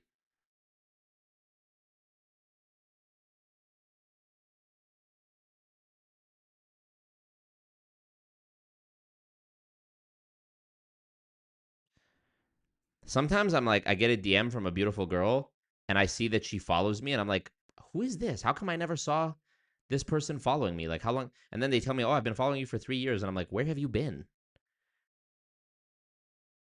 Where have you been all my life? Sorry, what am I doing? Oh, I got distracted instantly. Tyler. What is your Instagram, Tyler? I can't find it now. You keep changing the username. Fuck. I'll find it. Anyway, I'll find it. Tyler. Where is Tyler? Anyways, can't waste time on this. Oh, here he is. Fucking, what did he change his Instagram username to? Avery. Okay. My bad. I guess. Here, post it. Share. YouTube. Link. Boom. Done. At Avery Zare. Go follow him. Don't ask me again. Nobody asked me for shit until you follow Tyler on Instagram. Or you drop a bag. Or both. I just sent him both links. Don't leak them. Thank you. Okay. What do you see when you see this image? I see a smart, strong, wise business entrepreneur getting paid at least 5 different ways. And let me explain how. Okay? I'm waiting for the Nicki verse to drop. Oh, we already did it earlier, but you think, okay. How much for the private videos, WTH? Come on now. Take Tyler to Goon Court? I should. Vinny, what's up with this Marco guy? He reminds me when I was working for... Okay. First of all, this is inspired by an actual influencer chick that I used to follow back in the day, maybe like 2018, when I still used to follow Big Booty Gal on Instagram, and then I realized, what am I doing? This is just essentially softcore porn that's making my lizard brain turn to mush. So I stopped. But back in the day, there was an influencer who I realized had cracked the code. So first way that this influencer is potentially making money is this product she's holding, the water bottle. Now, the real life example of the influencer, the real life influencer who I saw doing this was not holding a water bottle. They were holding a sort of like, it was like a portable blender, a single drink quantity blender. And they were a co-owner of this company. And the post was her on the beach in a swimsuit, looking sexy, big bunda, holding up this water blender thing that you can make smoothies with. That's what she was selling. That was the first way she was getting paid. The second way she was getting paid, I presume, was with the swimsuit she was wearing. You already know, gym influencers, Instagram models, they make buckets of money to do brand collabs, Aloe Yoga, Gymshark, whatever it is, where they offer you some, comment Michelle 15 and I'll give you a discount on this swimsuit or whatever. That's another way that money is being generated from this image. Well, that's 2. I said there was 5. 3 is, you notice the location. This is a real resort. Rosewood Mayakoba in Riviera Maya. I have experience with this in my own life because before I started my own channel, I was helping manage the YouTube channel of a friend of mine. And one thing that we did was he was doing food review videos. So one thing that I would do is reach out to restaurants and say, hey, we're doing food review videos on this YouTube channel. Do you want your restaurant to be on it? We'll do it for absolutely free. All that we want is for you to comp our meal. All we want is for you to give us free food. They would do it. There was only one time that they ever denied it. So fitness and travel influencers are excellent at this. They will offer hotels, resorts, casinos, you name it, to make content, to stage content specifically at that venue in order to even subtly, even by implication, bring more people to that place. So you have to imagine, for this resort, Rosewood Mayakoba, having an influencer who, again, this is a ChatGPT generated image. We don't know how many followers she has, but this post has nearly 25,000 likes in 2 days, so we can assume it's a lot. The exposure, the potential, the maybe of new customers, new guests coming to stay at this resort, presumably girls who want to recreate this exact thing, people who are seeing the beautiful scenery around her and want to go here. It's worth it for the hotel, the resort, to comp this woman, 2 days? However much. Comp her 1 day of a stay if she'll post on her Instagram about the resort. In some cases, when it's a big enough celebrity, they can initiate a bidding war. You go to Cancun and there's a million different resorts. You can email 10 of them and say, hey, we're looking to stay at your resort. What would you offer us for, a weekend? We're trying to come stay for 3 days. What would you offer us? Sometimes they can even make money from this. Never mind the free stuff. The free stuff it's soft cost to the company. It's nothing. Drinks, food, it costs them nothing.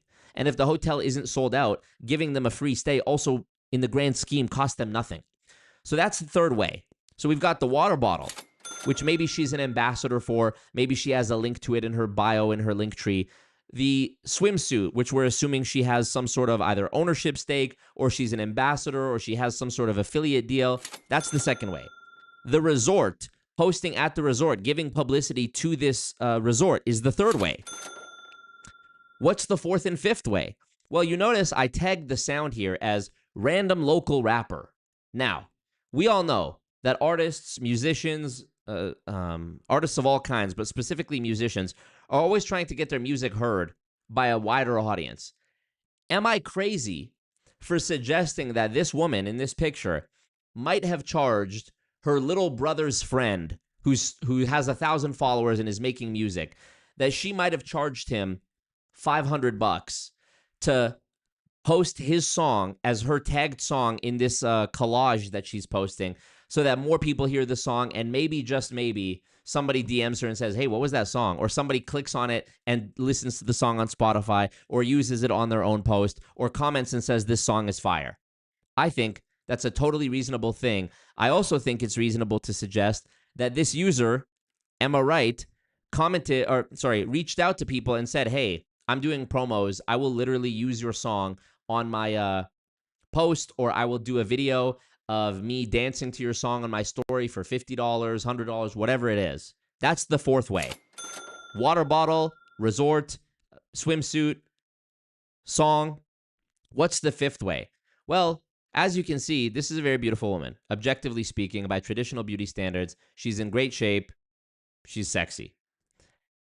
This girl, it is 2026. This girl is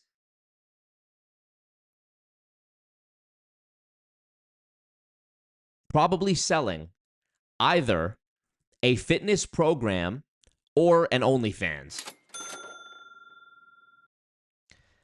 Her looking like this is, and mind you, it doesn't show this in the comment, but what does the comment say? Comment water bottle and I'll send you the link. Sorry, comment water droplet and I'll send you the link.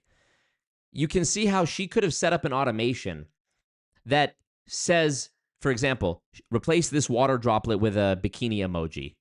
Comment bikini, I'll send you the link to the bikini. Comment water, I'll send you the link to the water bottle.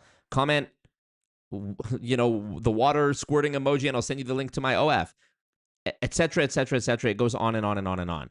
So, her own fitness course, program, or OnlyFans. That's one. The water bottle. That's two. The swimsuit. That's three. The resort itself. That's four.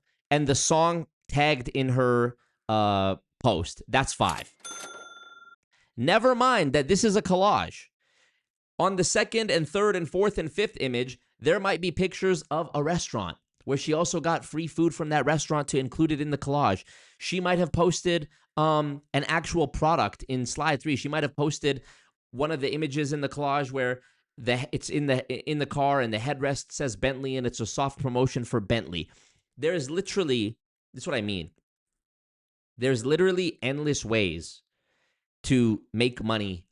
Not endless, I'm being hyperbolic, but there's many ways to make money on social media that most people wouldn't even see if they looked at this. If you looked at this, you would just think it's a hot girl posting on the beach. I've seen it a million times before, but there is an entire economy. This might be a multiple $1,000 post. This could be a $10,000 post. It's a subtle product placement.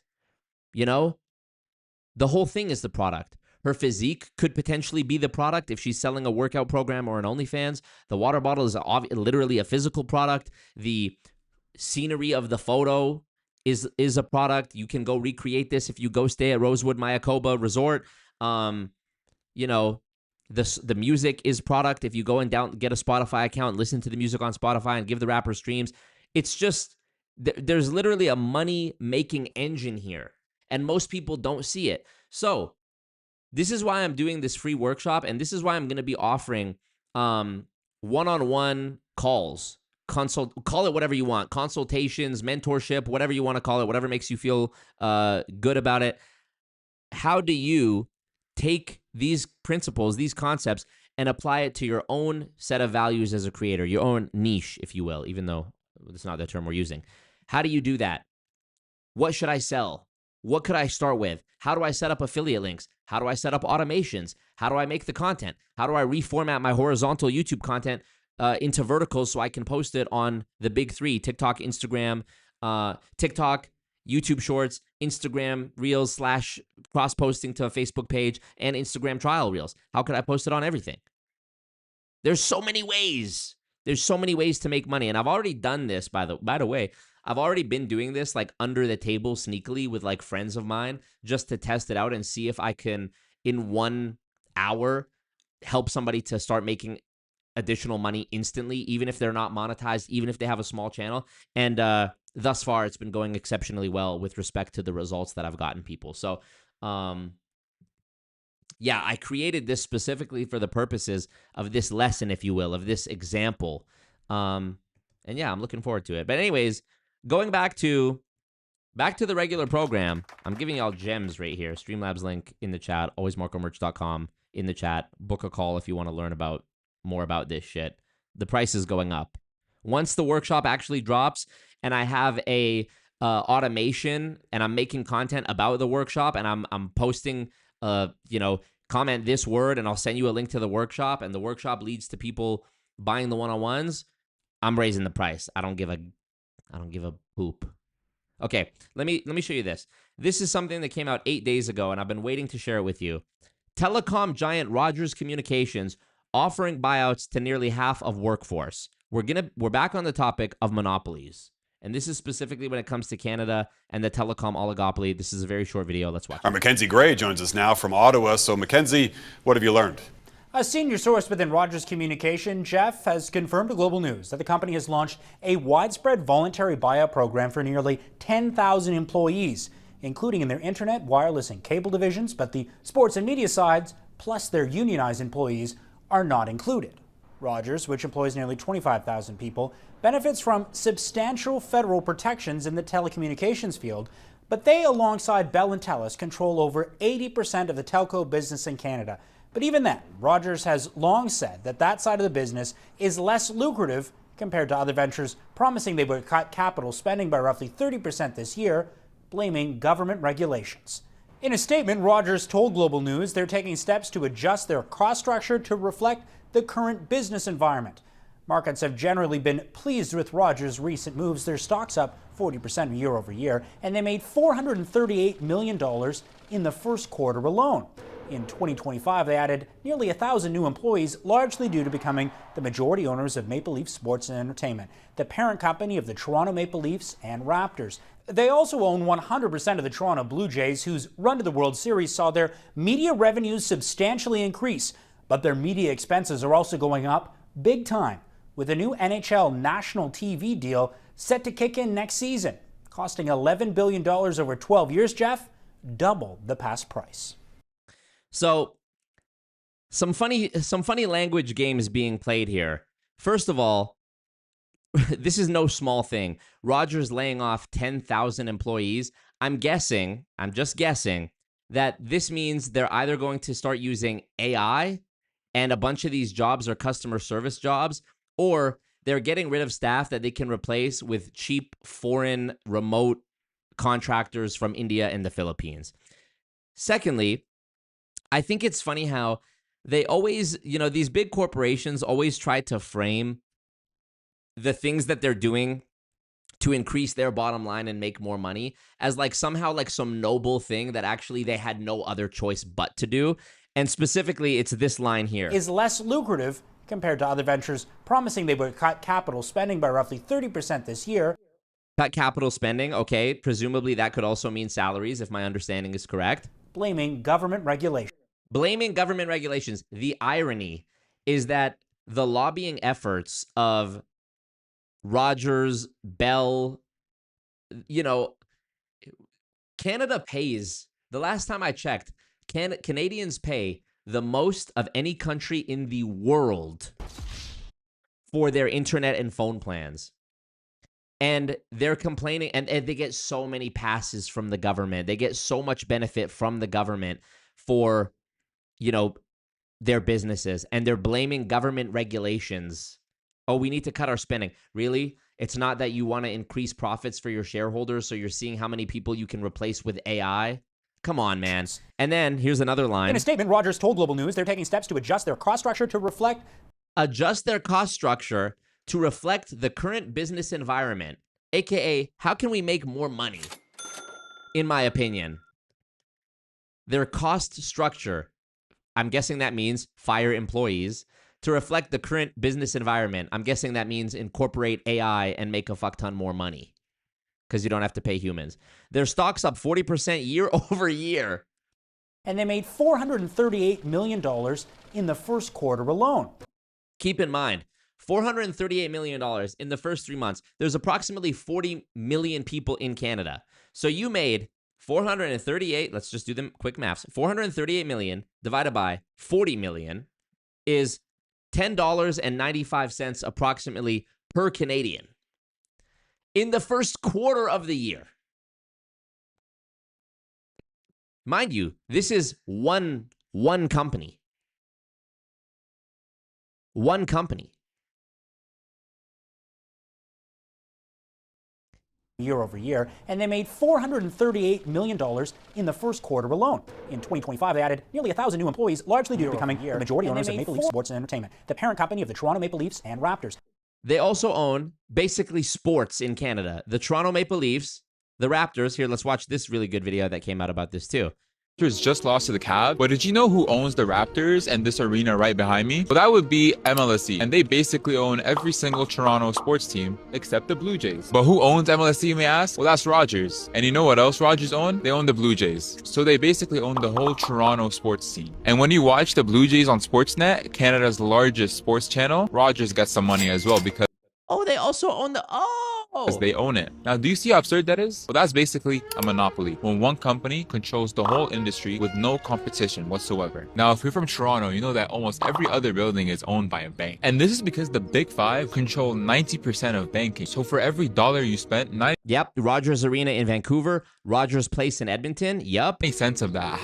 It's almost comparable to the power and influence that Samsung has in South Korea. Has been processed by one of these banks. And this is where a definition of oligopoly comes in, where instead of one company, it's a small group of companies owning the whole industry. And even at one point, when HSBC was the only foreign bank in the market, they ended up merging with RBC. The only real challenger to the Big Five is, well, simple. Buy up your competition, acquire them, merge with them or acquire them, lay off more staff, charge more money for the service, shrinkflate and inshitify the service until what? What's the end of this? It costs me $500 a month. Will you be happy when I'm paying $500 a month for my fucking phone plan, for my internet? Then what? To which their own CEO actually pointed this problem out on LinkedIn. Oh, and by the way, I didn't even get to talk about airlines or insurance or even groceries, which all have a bunch of monopoly and oligopoly systems. But when even the players inside the system are calling this problem out, then it's real. I know the Raptors. Wait, I missed that part where he's saying that somebody in the company called it out. Just lost to the Cavs. But did you know who owns the Raptors and this arena right behind me? Well, that would be MLSE, and they basically own every single Toronto sports team except the Blue Jays. But who owns MLSE, may ask? Well, that's Rogers. And you know what else Rogers own? They own the Blue Jays. So they basically own the whole Toronto sports team. And when you watch the Blue Jays on Sportsnet, Canada's largest sports channel, Rogers gets some money as well because they own it. Now, do you see how absurd that is? So that's basically a monopoly when one company controls the whole industry with no competition whatsoever. Now, if you're from Toronto, you know that almost every other building is owned by a bank. And this is because the Big Five control 90% of banking. So for every dollar you spent, 90 cents of that has been processed by one of these banks. And this is where a definition of oligopoly comes in, where instead of one company, it's a small group of companies owning the whole industry. And even at one point, when HSBC was the only foreign bank in the market, they ended up merging with RBC. The only real challenger to the Big Five is, well, simple. To which their own CEO actually pointed simple. Okay. This problem out on. Okay, so let me see. Okay, let's see. So this is the CEO of Wealth Simple. What did he say? More competition means more. Tel Aviv. Tel Aviv donated 10 Canadian dollars. Okay, but did you know? But did you know a million is 10 doubles away from a billion? It's only 10 times 10 away from $1 billion. So why don't you just 10x and make $1 billion? Okay, thank you for that, Tel Aviv. They want more competition. The Competition Bureau in Canada, that's like our FTC, published a landmark study tracking Canada's competitive intensity, from 2000 to 2020. The findings were stark. Concentration rose, meaning fewer companies, fewer new companies entered industries, and profits and markups climbed. Surprise, surprise. The Bureau warned that without pro-competitive policies, Canada risks continuing down this road. Well, fast forward to 2026. We here, baby. We hear oligopoly, baby. Competition isn't the responsibility of one department or regulator. To see meaningful change, it must be prioritized throughout every policy, program, and process. When we launched Wealth Simple, we saw a financial sector in dire need of competition. We made it our mission to build a new and better alternative. Low fees, simple products, and help when you need it. Today, the benefits are clear. More Canadians are investing because now they have low fee, blah, blah, blah. Okay, so he's absolutely correct. It will continue going this way, and it did. Spoiler alert, it did continue going that way. And so here's the conundrum, and this applies to the US and I think the UK as well. how can we expect as people, and I'm not being facetious or like rhetorical about this. I'm actually asking, how can we expect that the politicians, the Congress, whatever, how can we expect that they are going to change the rules or enforce regulation when they themselves on an individual level benefit from lobbying dollars generated and given by the very companies they're supposed to be regulating? It's called regulatory capture, which is exactly what it sounds like, where the regulators are either like muzzled or captured by money, by interests, you know? It's almost like how I've pictured the FTC in the US in my head as like a sort of I don't know how to explain it. It's like being held down by itself. It's like a dog chasing its own tail, because the funding, the budget for the FTC and the direction of the FTC is decided by Congress. But Congress and Congress people are influenced by lobbying. And some of the people doing the lobbying are the MLM companies and the MLM CEOs themselves. So the money that the FTC has available to pay its staff and its lawyers and whatever to potentially prosecute the bad actors, some of that money is in a roundabout way coming from those bad actors themselves. So how can we expect that they're actually going to do what we need them to do is the question. So, and in Canada, we have such a problem with this because it's the grocery stores, it's the telecom, it's the banks, it's the airlines. You know, we're a much smaller population than the US. We're like 40 million compared to your almost 400 million and $400 million. So yeah, it's just, you know, and now with this video we just watched, buyouts to nearly half of workforce.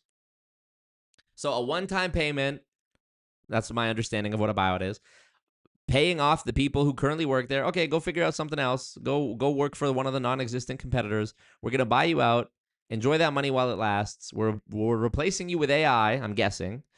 And let's read some of these comments. I'm sure the comments are not going to be happy about this either. Spoiler alert, customer bills are not expected to stay the same nor decrease, aka they're going to go up. So our government lets them buy out Shaw. There was another telecom company called Shaw. Tyler, no way. Tyler Avery just dropped a bag, 28 Canadian dollars and 29 cents. Tyler is absolutely back. We're so back. I can't believe this. Is that really Tyler, or was that Legend Gaming donating using Tyler's name? Legend Gaming is gearing up for a big comeback too, ladies and gentlemen, because oh, what? Tyler Avery just tithed 100 Canadian dollars to the cult. It is, dude. It is. It's him. I clicked on the profile on Streamlabs. It's actually him. I can't. No, it's not it can't be a repeat. Tyler Avery just tithed 100 Canadian dollars to the cult. Is it glitched? Did it show a second one for some reason? What the hell? Is this Legend Gaming secretly? Click Tyler Avery. It says it's coming from the same account. The call is coming from inside the commune. You guys, Tyler really just did that. Tyler really, what the bumba? Back to back to back to back to back to back. $5, $5, $5, 28, 29, 100, 100. Tyler Avery just tithed 100 Canadian dollars to the cult. Tampa time. Wow. Wow, bro. Oh my God. I can't believe it. I actually can't believe this. It feels like 2020 again. It feels like 2021. Wow. From not dropping a bag, from not paying any goon tax, he was late. He was racking up literally late goon tax fees. He was in arrears. His goon tax was in arrears since December 28th, 2024. We were about to send Specs and Legend Gaming to his hut on the commune and drag him out of there and put him in prison for not paying his goon tax. And here he comes back. Oh, not only do I have the goon tax, I got the late fees and the interest. I got the late fees and the interest and the emperor fee for that ass, is what he said. Everybody, I need you to roll out the red carpet, bow down, and thank Tyler Avery, because we are going to the ethno-religious mating event, the Scientology base, and Inside True Crime podcast with Matt Cox at the end of May.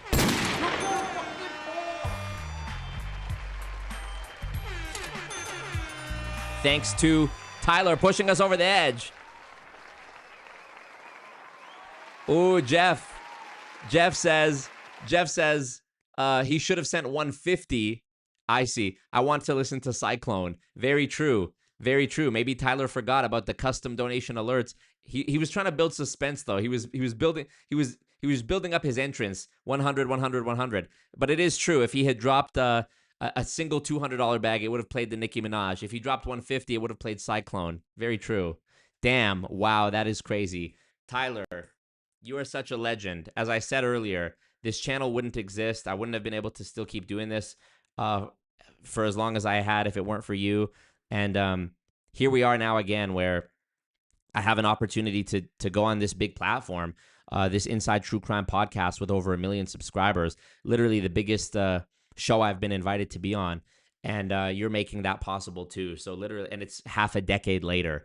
So I don't have enough words to thank you. Saying thank you is not enough. So I thank you so much. Anything you need from me, I got you. You know, I'd love to meet in person one day. We're overdue for it. Anything I can do, please let me know.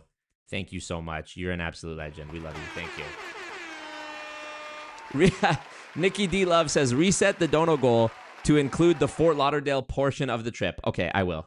That's fair. I will do that. But it's crazy because I was like doing a sports announcer bit being like, Legend Gaming gearing up for a big comeback, because Legend Gaming also hasn't dropped a bag in a long time. And perhaps this is Tyler Avery blowing the trumpet to wake Legend Gaming out of his slumber. He's like the big dragon guarding all the gold coins in the cave, Legend Gaming. And Tyler Avery is outside the cave blowing the trumpet to wake up the dragon. And the dragon wakes up and throws out some gold shillings. You've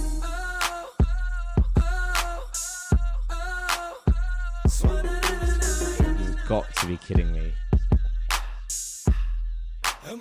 She moves her body like a cyclone, and she makes me wanna night long. Going hard when they turn the spotlights on, because she moves her body like a cyclone, just like a cyclone. And she makes me wanna do it all night long. Going hard when they turn the spotlights on, because she moves her body like a cyclone, a mighty cyclone. Now look at that dumper on the back of that bumper. She ain't even playing when she shaking that rumpa. And oh, you ain't know, she get lower than a muffler. Either with a girlfriend, show stopping with a hustler. The way she move her body, she might see the Maserati. She wanna put it on me, trying to show me her tsunami. She make it hard to copy, always tight and never sloppy. And got her entourage and her own paparazzi. Now that she go again, right? Jeff Miller says, let it play. We gonna let it play. They gonna take the stream down. Copyright strike. It don't even matter. But when she pop it, boy, you better run for cover. Everyone in here now. Yo, I used to have fake $100 bills back in the day that I got off Amazon, and anytime someone would drop a big bag, I'd throw the money, and I feel naked without that. I feel like I need to have that. And so you know what? I'm gonna order some fake money right now. I also need to order a new shower curtain. Let me write this down. Fake money and shower curtain. Fake money, shower curtain. Turn it back up. You can Google download the iTunes. See what I'm saying? She ain't playing. Yeah, she got them heads turning. You gon' hear it clack clack. What? I don't know why it cut off. Did we get taken down for this copyright? For just playing the song? Tyler. Oh shit, did it end? Copyright? Oh no, we good. I actually can't believe this. Alex FPV says, what? Jeff Miller says, yo, I think Hamas hacked his account, says Obi-Tobi. Wow. Tyler going off. Loving this while I'm teaching Somalian students today in Sydney, Australia. I'm a numbers guy, says Beetlejuice. People already making memes in the Discord. Join the Discord. What's Streamlabs? Discord link in the chat. Benjamin, thank you for sharing this video in the Discord. I've never seen this. Ava Matea, I've never seen this channel before, but shout out. Oh, she did a video about these two folks. We said donut goal to include Fort Lauderdale portion. Okay, I did that. Mind you, this is in Canadian dollars, so this is like a conservative estimate of what it's going to cost me to add an extra day to my trip to go to Fort Lauderdale, stay there the night, get the bus ticket or rent the car, and pay for the dinner at Casa D'Angelo. This is like 300 some Canadian dollars or US dollars, I think. So realistically, this is still short, but I'm trying to be reasonable. So thank you so much. I can't believe this. Monsoon the Goon says, damn, is Marco going to get wifed up? Inshallah. Marco, you came in clutch while at work. Thank you. And thank you, Jeff Miller, for saying he should have sent 150. He did it. I can't believe it. Tyler, oh my God. What the fuck?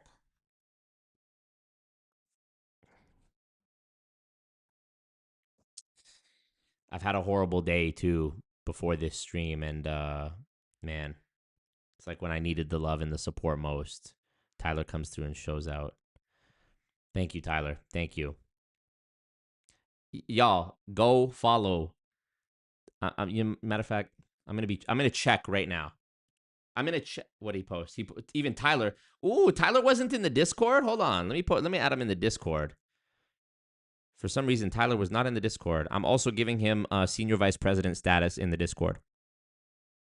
Sweet Meat 4158. Show some love. Thank you, Tyler. The double Jessica Alba is hilarious, says Sammy Peppertoes. Also, y'all are not allowed to have different names in the YouTube chat as in the Discord because I don't know who I'm talking to. Sammy Peppertoes, who are ya? Who are ya? But yes, it is hilarious. At Avery, how do I spell it? Zaire. I want to make sure I got this right. I want to make sure I get it right. Let me see.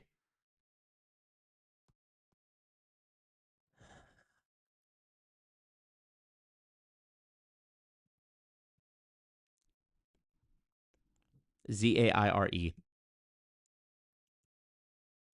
Follow this account right now on Instagram, or you're all grounded. Or I'll turn this car right around. Follow Avery Zara on Instagram. I'm saying this right now in front of the thousands at home watching live. I'm going to go to his profile right now. He has 1,109 followers. I don't know if he's private, but I'm hoping not. And I'm going to sit here and refresh it until he has, I don't know. Let's just see. I'm gonna monitor. Can I sort his followers by latest and see who's the latest person to follow him so I can shout them out? All right, I'm watching. Oh, I spelled it wrong. Yes! Fuck yeah, I spelled it wrong. Avery Zere. I don't know how I missed the H. Follow this account. Well, congrats to Avery Zere without the H, who just got 10 million new followers. Follow Tyler. And don't be asking him for money. All right? He's saving it for an important cause. This one. So don't be going in there asking for money. I'll know. All right? I have the login. It's me. It's my alt account. Woo. Jeff Miller says, I'm going to drop a bag to see the fake money fly legend. Cariel says, can't believe I'm witnessing such history. Inshallah, I can stream in Florida too, but no promise. No promises.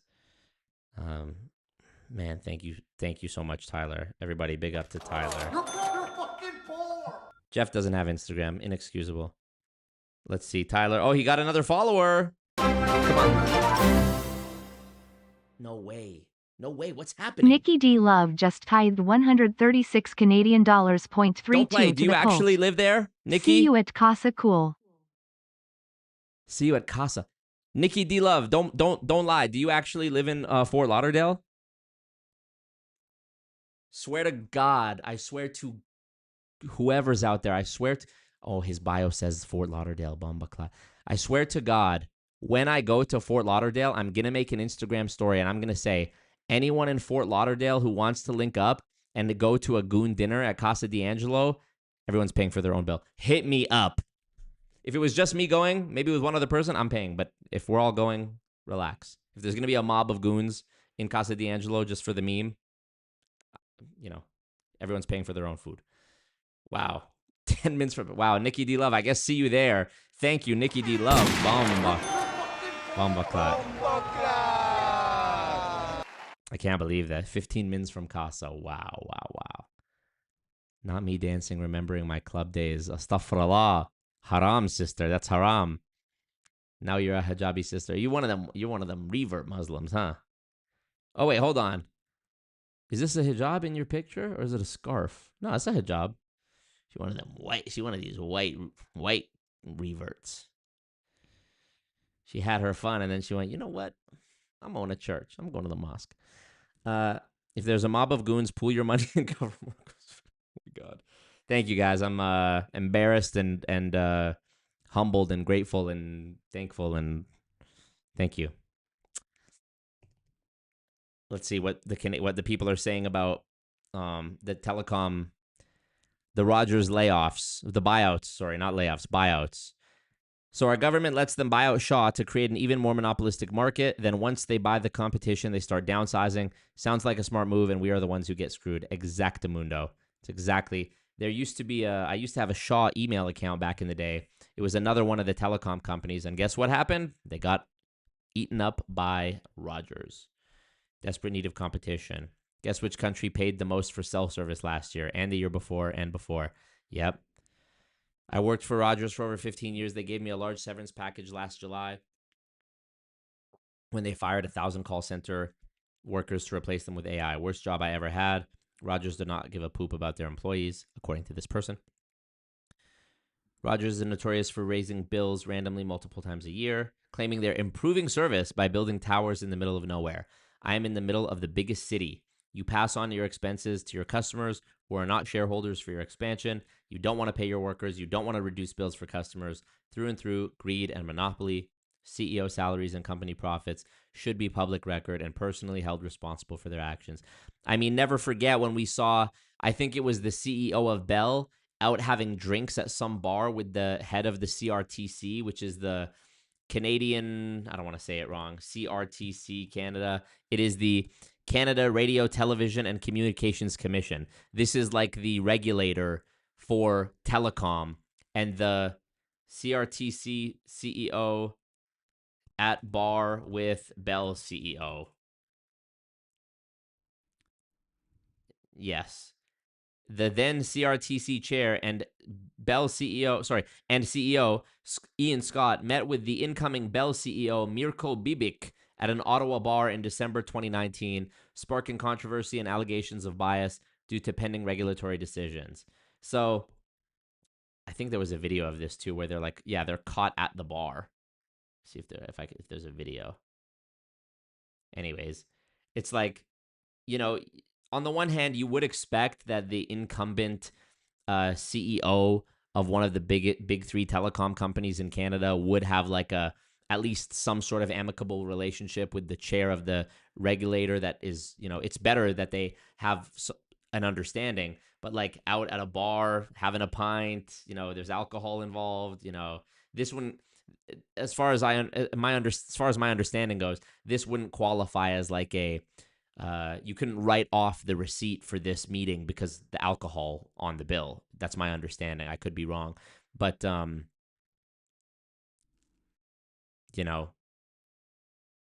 there's something to be said about it for sure. It's like if, I don't know what it's like, but I don't like it. I don't know what it's like, but I don't like it.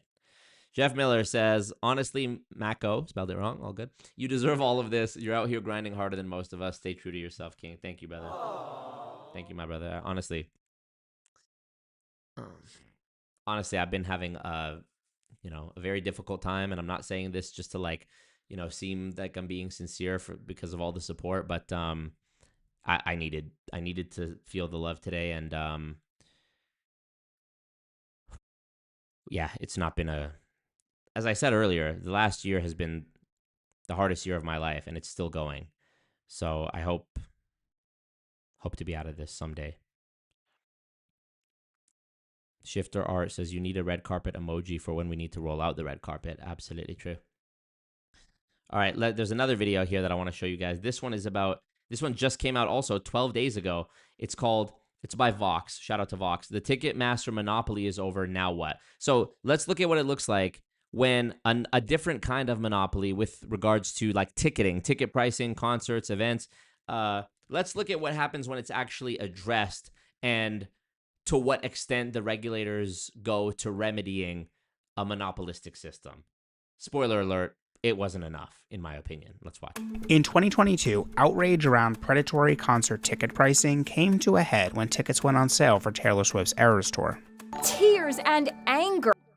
Greenadian? Oh my Greenadian goodness. donated 10 Canadian dollars. Greenadian, you're hilarious. Free Greenadian. Free Greenadian. I swear to God, if this was Legend Gaming, I could see this being like a sarcastic Legend Gaming donation as well. Free Greenadian.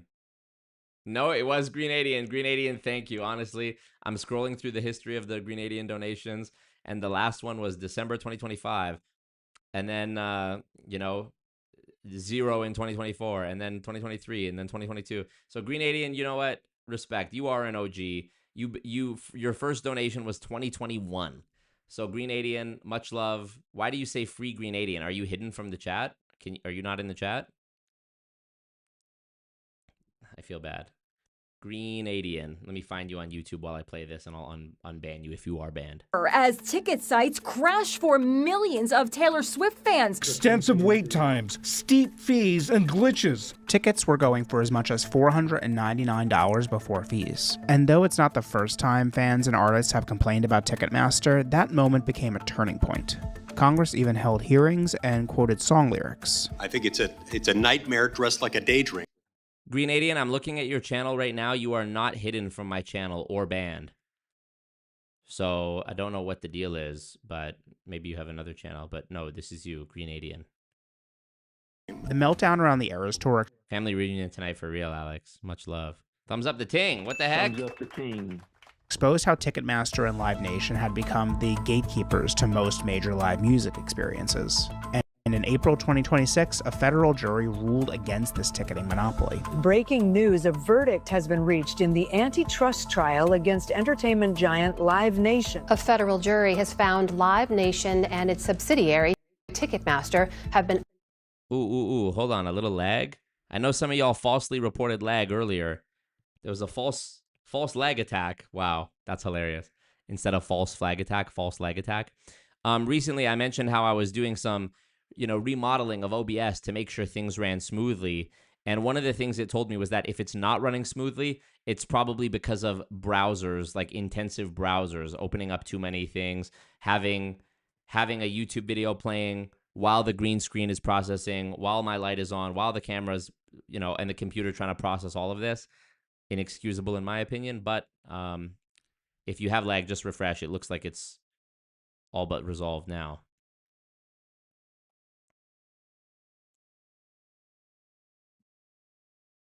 Okay. operating as a monopoly. And matter of fact, let me put this to see if this makes a difference. Put it to 720. Monopoly. And the story is far from over. So there will be a whole nother round of litigation now. And there's really only one question anyone cares about. Will tickets... Wait a minute, it's not over? The story is far from over. Oh, is it being appealed, I'm guessing? So there will be a whole nother round of litigation now. And there's really only one question anyone cares about. Will tickets get cheaper?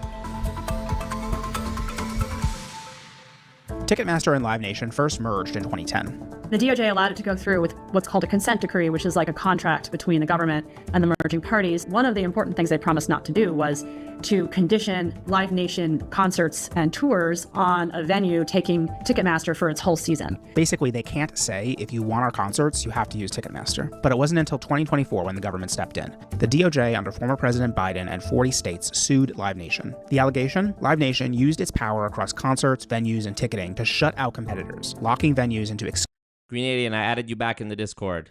Behave yourself. exclusive deals with Ticketmaster. They were claiming that Ticketmaster and Live Nation were violating this part of the consent decree, that they were sort of, in some cases, coercing explicitly, sometimes implicitly, these venues into using Ticketmaster if they wanted any of the concerts that Live Nation promotes. But by the time the case is ready to go to trial, politics change. Donald Trump is elected in 2024, and when the trial begins in New York in March 2026, the federal government settles. The settlement that is not yet final is a few what I would call sort of band-aids over the competitive problems. Under the settlement, Live Nation would divest interests in 13 venues, allow venues to use competing ticket services without retaliation, and cap certain Ticketmaster service fees at about 15% at venues it controls. A lot of people have been coming out against the settlement and saying it's really kind of a slap on the wrist. 32 states and the District of Columbia reject the settlement and bring the case to trial themselves. And Whoa, hold on. 32 states and the District of Columbia reject the settlement. 32 of the states that are part of this rejected the settlement. Damn. Says it fails consumers. Well, good. Yeah, I mean, in my opinion, divesting from only 13 venues, what's that mean? Also, capping the fees for certain types of fees. Okay, well, what's stopping them from just adding a new fee? You know, I don't know. Settlement and bring the case to trial themselves. And they won. After a 5-week trial, the verdict came down and the jury sided with the states. Hell yeah, they won. Let's go. The jury found that they monopolized two markets. One was the market for ticketing platforms. This is the Ticketmaster product. They also monopolized the market for amphitheaters, and they even found a number, $1.72 upcharges that resulted from this maintained monopoly power. Next, the judge needs to decide. Imagine $1.72 a bajillion times. What the punishment is, and Live Nation has said they will appeal. The states are expected to ask for a breakup, but Live Nation will probably ask for something similar to the deal they already worked out with the DOJ. Live Nation can be expected to argue, look, we're already in this agreement with the DOJ, this covers it. I think that if there's a good remedy here, and that's a big if, then I think consumers can expect over time to see a lot more benefits than just $1.72. I think they can see better innovation in ticketing platforms, which we know has been a problem. I think they can see lower fees even than that number. But one thing that's not going to happen is these hundreds and sometimes thousands of dollars paid for these big, extravagant, once-in-a-lifetime type of concerts. I think they're still going to be very expensive. The cost of concerts keep going up, and not just for fans, for promoters, for the venues that put on these shows, and most notably for the artists. That's because over the last 2 decades, the music industry completely changed how artists make money. Streaming made music cheap, and touring became the business. On a $100 ticket, including fees, you're looking at the artist getting 75 to 80% of that ticket price. The artist portion is going to pay for the tour bus, it's going to pay for gas, flights, the crew. A portion of the ticket, approximately 10%, goes to the venue. And then it goes to the ticketing company. They get paid on every single ticket sold. Even if Live Nation and Ticketmaster are forced to split, a breakup isn't a price cut. Which raises the question, how does this ruling change things for the fans? Ultimately, what is this going to mean for fans right now? Not much. However, I think it's important to note there are other things that are better for fans, even if it doesn't mean a dramatic decrease in prices. More competition is a good thing. If you have 5 ticketing platforms instead of 1, they have to compete on the fees. That could trim the service charges and the processing fees, the stuff that turns your $89 ticket into $130. But I mean, my question is this: how do you unwind the power of a merger like Live Nation and Ticketmaster when they own a lot of the large venues? Like, you can't, okay, you can allow other competitors into the market, you can prevent them from retaliating against smaller competitors, you can limit their fees, you can force them to do this and that. But if they've already been getting away with the monopoly since 2010, that's 16 years, how can you, like, I'm assuming that they've bought a lot of venues. Like, maybe it's like a licensing deal where they just put their name on the building and they don't actually own the building. But like Rogers Place in Edmonton, Rogers Arena in Vancouver, I think it's the Rogers Center in Toronto, if I'm not mistaken. You know, if they own those venues, and I'm not saying they do, I'm not sure if they do, but if they do, isn't it kind of a little too late? You know, the damage is already done. The money, it's already baked into the cake, so to speak. So I do wonder about that. Still, this doesn't mean people are going to see huge price cuts for tickets to large shows. And despite the cost, concert attendance is at an all-time high. Gen Z has spent an average of $2,100 on concert tickets. Here's a part that I don't agree with how they framed this. Over the past 2 years. And they're even going into debt choosing buy now, pay later options to buy tickets. Most of the drive behind those really big, expensive concerts is just people's willingness to pay. This is the framing that I half agree with. Yes, technically, if someone bought it and they had a desire to do it, it is technically willingness to pay. However, I also think there's something to be said. And I wish I had it at my disposal in front of me, but there was a great video I saw on TikTok maybe a year ago that talked about the sweet treat economy and the sort of sweet treatification of Gen Z people's lives, where you have this like subconscious knowing or even just conscious knowing that you're never going to be able to own a house. So it's almost like, fuck it, I'm going to get a Starbucks. I'm going to get a $6. I'm going to get a sweet treat. I'm going to ball out and buy this concert ticket because in the grand calculus, in the grand scheme of my life, is me spending $2,000 on a concert ticket and going into debt actually going to offset my inability to spend $800,000 or $600,000 or $400,000 on a house? No, it's not. And I know you could argue that, well, you know, pick yourself up by your bootstraps and don't go to concerts. Don't spend $2,000 a year on concerts and save that money for the next 20 years. And then maybe you'll have enough. But realistically, it's like, I think most people are just sick of it. It's like, okay, I could do that and never enjoy my life. Appreciate you, Green Alien. Green donated 10 Canadian dollars. Green Ticket to the Marco show. Green already on thin ice. I'm just playing.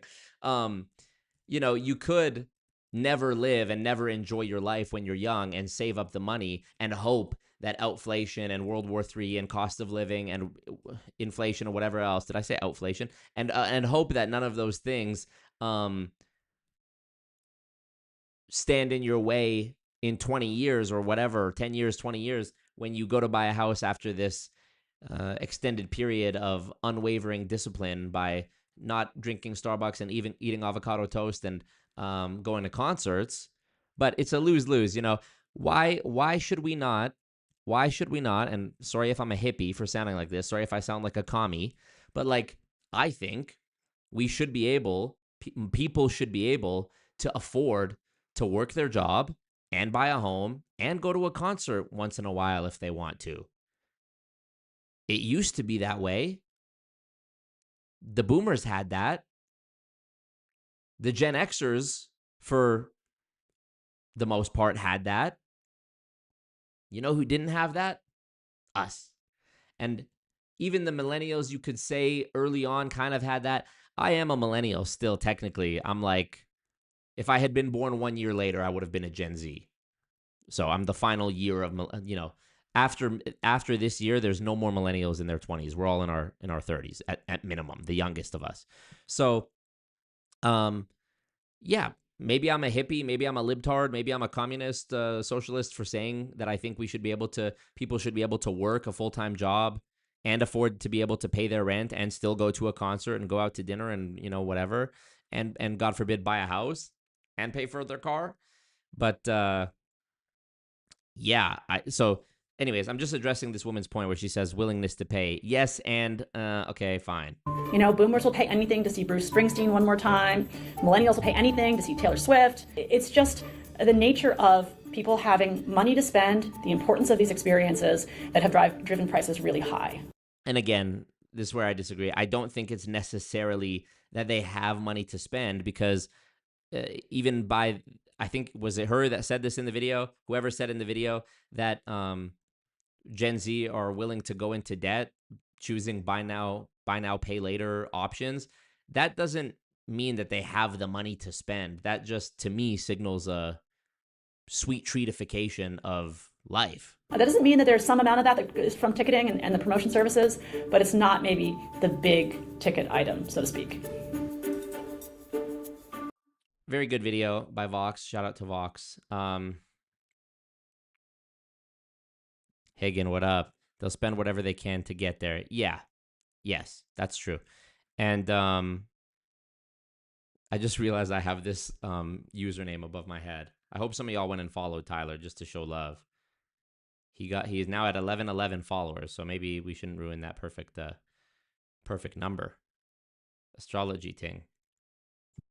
I'm going to remove it. All right, look, y'all. I've been going already for almost 3 hours.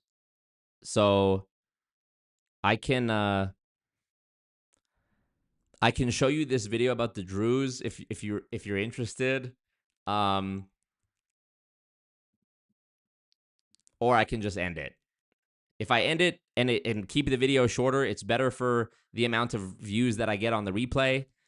But if the bag drops and the people demand I stay, it's better for the bag right now and blah, blah, blah, blah, blah. Greenadian says, 1 year before COVID, I bought my house for $215K. Today it sells for $500K, which is wild / unaffordable. Yeah, I mean, it's just like, that's why I have said the only way that I've been able to like still live is by doing content and being able to like move to another country. Like, that's why I went to Thailand, because the cost of living just became so insurmountable. Like, I moved into the last apartment that I had in Edmonton at the end of 2020, December 2020. And at that time, I was paying $1,250 Canadian, so $1,000 USD a month. And it was a nice apartment. It was a 1-bedroom plus den. I used the den for live streaming. That was the apartment where Tyler was dropping all those bags and I was shaving my eyebrows off. And it had an underground parking unit for the winter and a balcony, and it was lovely. It was in a nice neighborhood. It was lovely. Shortly after I moved in, a new management company purchased the building. And of course, as is typical with any new management company that's buying a building, the first thing they want to do is raise the rents. So because I was already locked into that rent agreement that I had just signed, they couldn't raise my rent until the next year. So when it came time for the renewal, they raised my rent. And now I went from paying $1,250 to paying $1,350 in 2021, end of 2021. Then another new building management company bought the building from that previous one. So the building I was in changed over like hands. First, it was like a Greystone Management. Then it was MMM Management. Then it was Boardwalk or something like that. These different companies. So it was $1,250 when I first moved in. The next year it was $1,350. The next year it was $1,450 in 2023.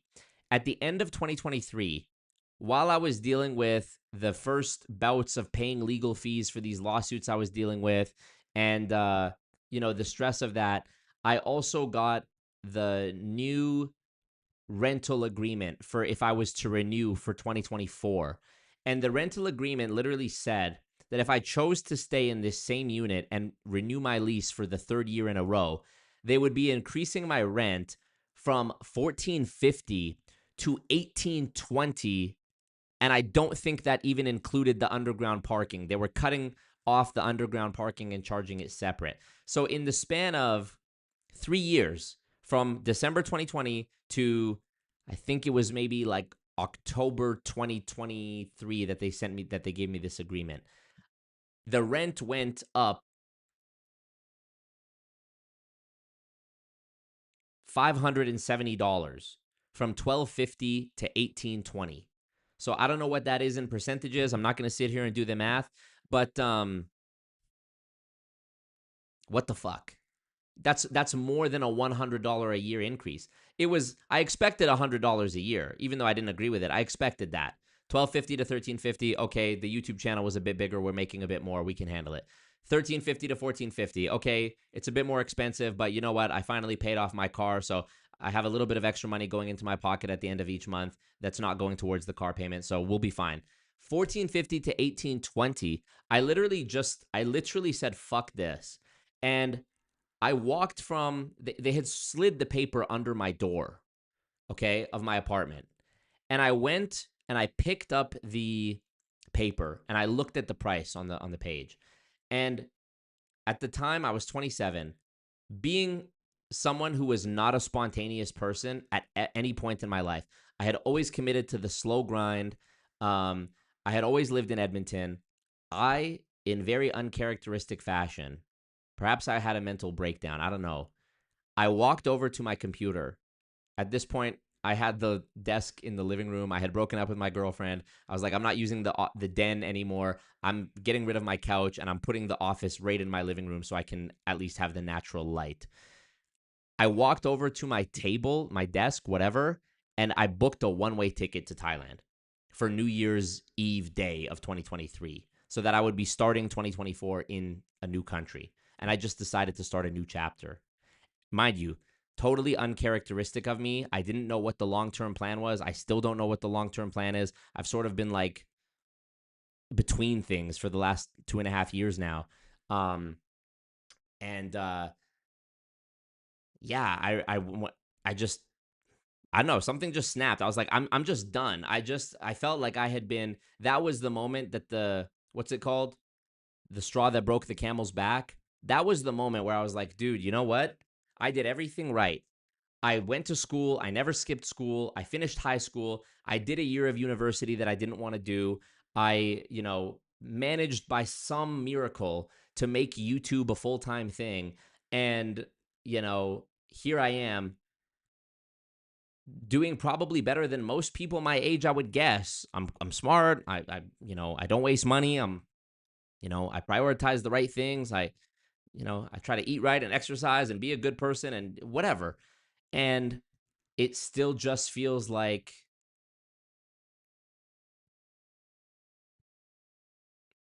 the goalpost keeps moving. And so, like I said, I had never been a spontaneous person, but I just booked a one-way flight because I knew if I didn't book the flight right then and there, I would have found I would have dragged my feet. I would have been like, oh, but I need to sell all my furniture and, my blender, figure out what I'm going to do with my stuff, put it in storage or whatever. And it just so happened to work out where a friend of mine at the time was moving into a new place and he needed all manner of like chairs, table, bed, everything. I was like, you know what, dude? Look, I don't want you to have to go buy a bunch of new furniture. I don't want to have to become a furniture salesman. Let's just get together over the course of like 2 days. Let's just move all my stuff to your crib. You can have it and we'll figure it out later. And he gave me some money for the stuff. It wasn't as much money as I would have got had I sold it on Facebook Marketplace or whatever. But you know what? It certainly wasn't, he would have definitely paid more as well if he had gone that route or bought brand new. So but to me, it was worth it because I was able to just get rid of the stuff. And yeah, I did that and I got all the stuff out of there. I gave my 30 days notice. And by December of 2023, I was staying with a relative just for that month. And then I left. And then, now I am back in Canada. But, if it weren't for the legal situations and the financial strain I'm under, I would go back to Thailand. I would love to go back, to answer Jeff Miller's question. I just feel like North America isn't it. And I want to help other people get this as well. And the way that I know how to do it is through making content about a specific set of values, around a specific set of values, not necessarily a niche, around a specific set of values that people will rally to support you for. And making money off the various ways that you can make money with content. That's the way I know how to do it so that I can make enough money remotely to be able to go live in another country where the weather's beautiful, where the rent isn't nearly as expensive, where life is just, where you can actually live life and not just survive. And so yeah, what did I do when I got there? Went to the gym, walked, enjoyed the sunshine, I lived. Higgins says, check your DM. Make your dreams a reality by becoming a person helping people. Bring your credit card and wear the best clothes you got. Yeah. Let's see what Higgins said.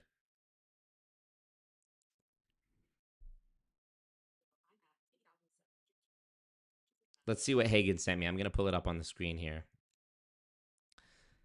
Cooking with K, yes. Druze video, says Jeff Miller. Okay, let's look at this that Hagen sent me here. But today, about your credit card bill, I'm at $80,725, which isn't bad at all. But today, I'm going to pay off my minimum payment due of $41. She owes $81K? Are you kidding me? What the fuck did you buy? And that leaves me with $80,700 more to go. And I'm going to go shopping today and see what else I can buy because I'm bored. And what? I don't know. This is Rage Bait. This is trolling. What else to do? I'm here to make you feel better about your credit card bill. I'm at 80,700. This is, I mean, the anxiety that builds up because I'm currently heading towards the same situation with my legal bills and shit. Oh God. Oh God. Please redirect us to Riverboat Jack. I don't actually know how to do the redirect, like how you would do it on Twitch. But Benjamin says, go watch Riverboat Jack after this stream. So I'll take his word for that. 80,000 and the minimum payment is $41. Yeah, something sus about that, right? Higgins says they'll spend whatever they can. Okay, he's talking about okay. Coriel says, Live Nation put their name on our amphitheater here in Tampa. I'm driving by it right now. Damn.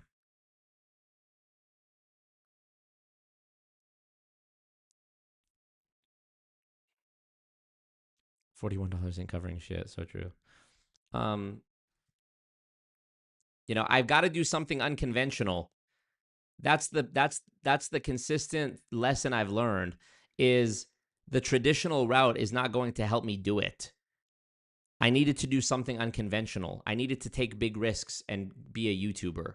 I needed to take big risks, and unfortunately, it led to me getting sued. But hey, I'm hoping that at the end of this battle, there's a happy ending where it was all worth it for whatever the result is. I had to take a unconventional route and do something drastic to not have to pay the $1,820 a month rent up from $1,450, which was up from $1,250, and I moved to Thailand. So I don't know. It's uncomfortable because while it comes with a lot of growth, moving to a country where you don't know anyone, it definitely forces you to grow a lot as a person.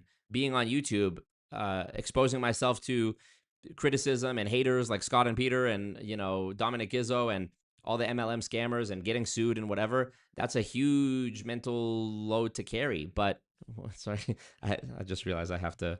Where's the? I took a full load. Yeah, I took a full full mental load. Yeah, it's just I got to keep doing the unconventional thing. So yeah.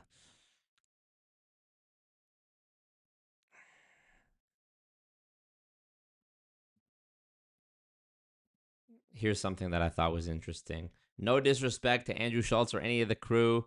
Shout out to Andrew Schultz for following me on Instagram. I'm pretty sure he followed me and then muted me right away because he hasn't watched any of my stories. But hey, let's check this out. Apparently, Akaash Singh, having never recovered from the Jasleen Singh public humiliation of his wife and her podcast, Slop Podcast, has now permanently left, or at least for the foreseeable future, has left the Flagrant podcast. And I said I love to talk about deception on the channel. Let's watch this video and assess the validity or the sincerity of the reasons why Akaash is no longer going to be on the Flagrant podcast. Everybody, welcome to Flagrant. Schultz here, Alex Media, Marky Gagnon. Miles is back there. Yes, and we're on the West Coast. Thank you, Alex Media, for hosting us in WTF Media Los Angeles studios. Beautiful, lovely. Nice. Don't you guys dare say you like this better. Okay? You spent way too much money on that podcast studio in New York City. But come check out the podcast here if you guys are in town. Now, we got to address the elephant in the room, no pun intended, okay? As I'm sure you guys are aware, our boy Akaash, he really went through it earlier this year, showed amazing resilience and, selling out Radio City recently, setting records in Toronto, just crushing stand-up around the globe, and literally just like living the dreams that he would tell me about at 2 a.m. when we're eating fucking egg sandwiches at Veselka. So it's been amazing to see, but the experience has put things in perspective for him. And he has made the decision to focus all of his energy on stand-up. He is going to be... This is like when we watched the video about the Rogers laying off the workforce, and they said like, oh, we're addressing market concerns or whatever they said. Stepping away from the pod. It is bittersweet. We wish that he did not want to do that, but at the same time, it's very hard not to root for your friend, literally living his dreams. And if he feels he's got to give everything to that, then that's exactly what he's got to do. And we're going to rock with. Kendra, are you in Canada? Also, because I was talking Canadian dollars. Also, you pay $925 a month for 2-bedroom, 2-bath, backyard and front. I mean, where the fuck do you live? Narnia? La La Land? Where could you get a deal like that? We hope you guys continue to rock with him. Let me find out you live with your parents or something. Go check out the show. We saw the show Radio City. It's phenomenal. You guys should absolutely go check it out. AkaashSingh.com. I mean, the glaring question here, the big question that this raises for me is, if it's true that the reason that Akaash Singh no longer wants to do the podcast is because his comedy career is just so successful now that he wants to focus on that, then it begs the question, why / how does Andrew Schultz still do the podcast? Like, why is he still able to do it when he's a way bigger comedian than Akaash Singh? And I would argue that the podcast and the clips generated from the podcast are probably one of the biggest drivers for Andrew Schultz's stand-up career and his stand-up touring career, aside from the actual clips of him doing stand-up on stage and the crowd work and whatever. The podcast is like the continuous engine that keeps him relevant and keeps bringing in money. So for Akaash to willingly omit himself from that, and didn't they say earlier in the saga that Akaash, like the Patreon money they were getting from the podcast, like is what kept Akaash alive in the early days and whatever? It's like, is Akaash not going to be getting a piece of this pie anymore, money-wise? Money-wise? Can you bless me with something? Money-wise? Yeah. I think, conspiracy theory here, but I'm sure some folks think that actually the reason is because he just can't stand the comments flaming him on every episode and reminding them about how his wife humiliated him. Jasleen, that's his wife. Are you watching? You did this. Poor Akaash, his lady sunk his battleship. I love the PR spin. He's following his dreams to pursue his full-time stand-up. She really messed up his life. The woman you marry is so important. Damn. This is how me and the boys talk after a funeral. Long story short, his wife ended his career. She embarrassed him, humiliated him. If my wife did that, I'd divorce her. No respect means no love. Damn, these are just ruthless. R.I.P. Akaash's manhood. The internet is undefeated. God damn, son.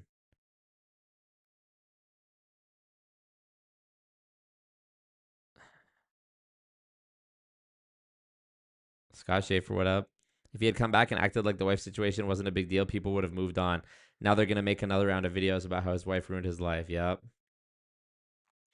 I hope that Akaash at the end of this saga just becomes the most like alpha, masculine, unmesswittable, unbetrayable beast. You know, I hope he bounces back from this, but like, come on, man. You know this. You know that he...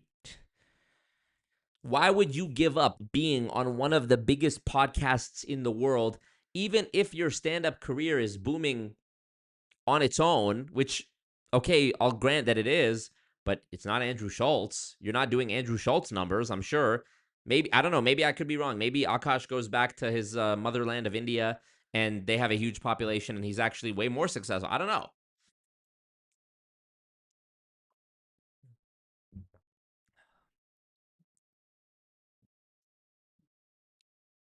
Ohio. Okay, Kendra, there you go. You live in Ohio. That's why. It's basically the equivalent of living in Regina, Saskatchewan. Thoughts about Alberta separating? I don't know enough about it. Tyler says, dipped out to get Wendy's. How much did I miss on Flagrant Talk? Yeah, I mean, not much. I didn't talk about this too long, but basically I just think it's it raises I raise my eyebrow at this theory they're positing here. All right, I'll tell you what. I'm going to go pee. I'm going to come back. Maybe we're going to watch this Druze video. When I come back, if we have not inched a little bit closer to this Casa D'Angelo review goal, I'm just going to end the stream and we'll save it for another time. Perhaps for Saturday, because I've already been going 3 hours, almost exactly 3 hours, so I would love to end it here. But if we've moved towards that goal a little bit, I'll stick with you a bit longer. Okay, be right back. Is this even fucking playing? Yeah, it is. Okay, restart.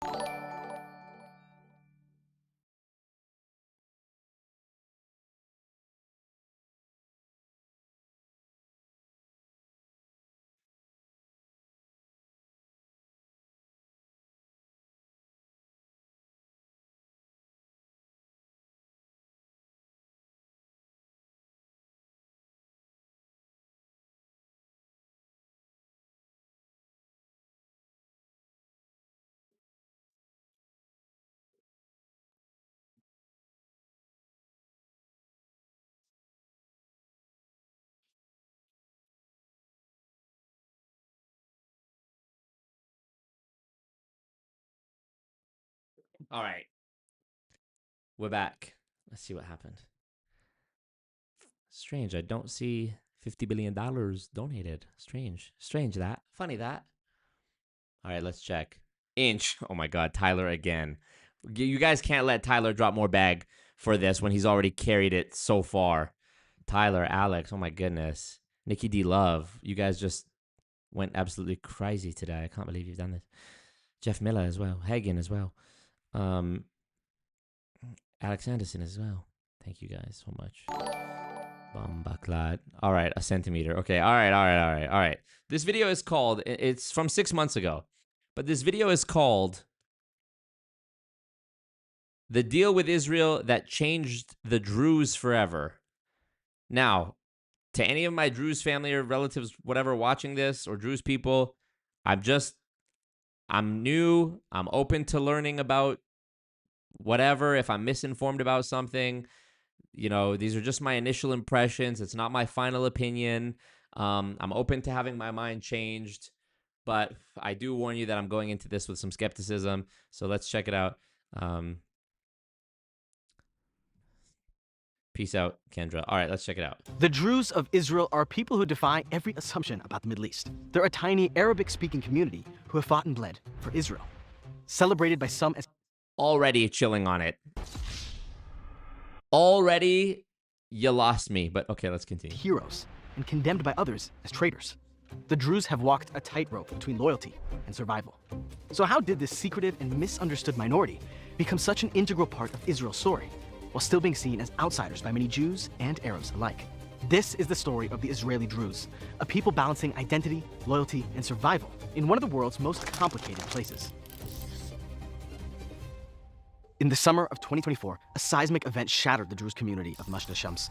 On a clear blue day, a Hezbollah rocket blew a hole in a soccer field. When the blast tore through the air, Naila Fakhreddin went on a desperate search for her daughter, Alma. I went to the clinic. It was a lot. Oh my gosh. Green just dropped a bag, 31 Canadian dollars. See, it's a love-hate lol. Greenadian, thank you so much. You're officially back in my good graces. Honestly, you guys have really knocked my socks off tonight, so thank you. Genuinely, I appreciate it.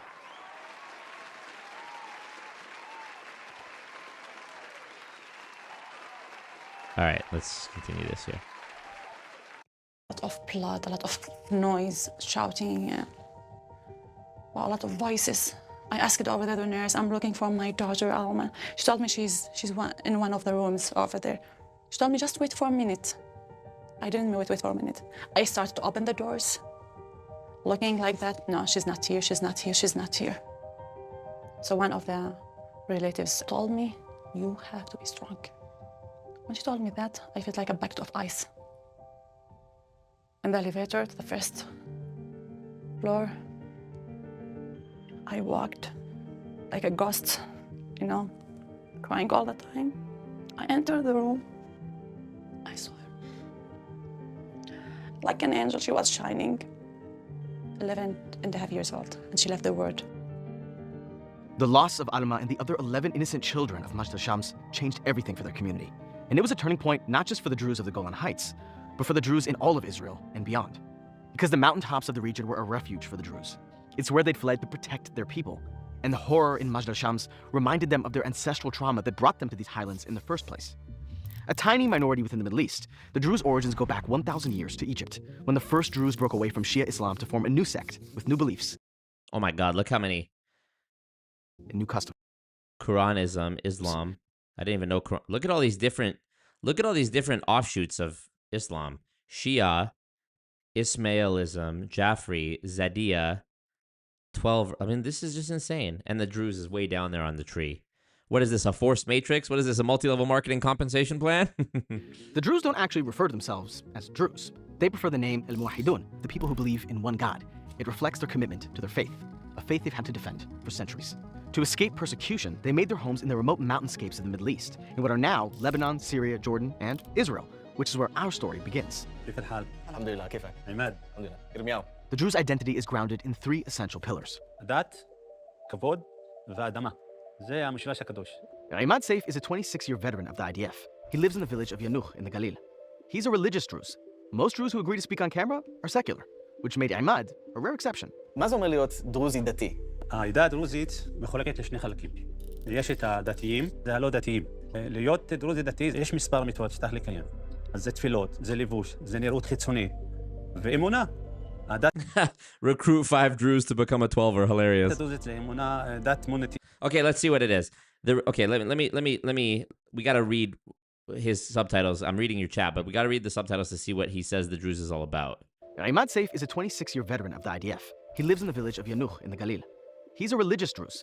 Most Druze who agree to speak on camera are secular, which made Imad a rare exception. מה זה אומר להיות דרוזי דתי?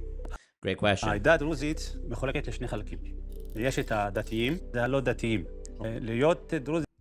I actually think, based on what I've heard, that it's actually not the religious and non-religious. They actually refer to these non-religious as like the ignorant ones. דתי, יש מספר מצוות שצריך לקיים.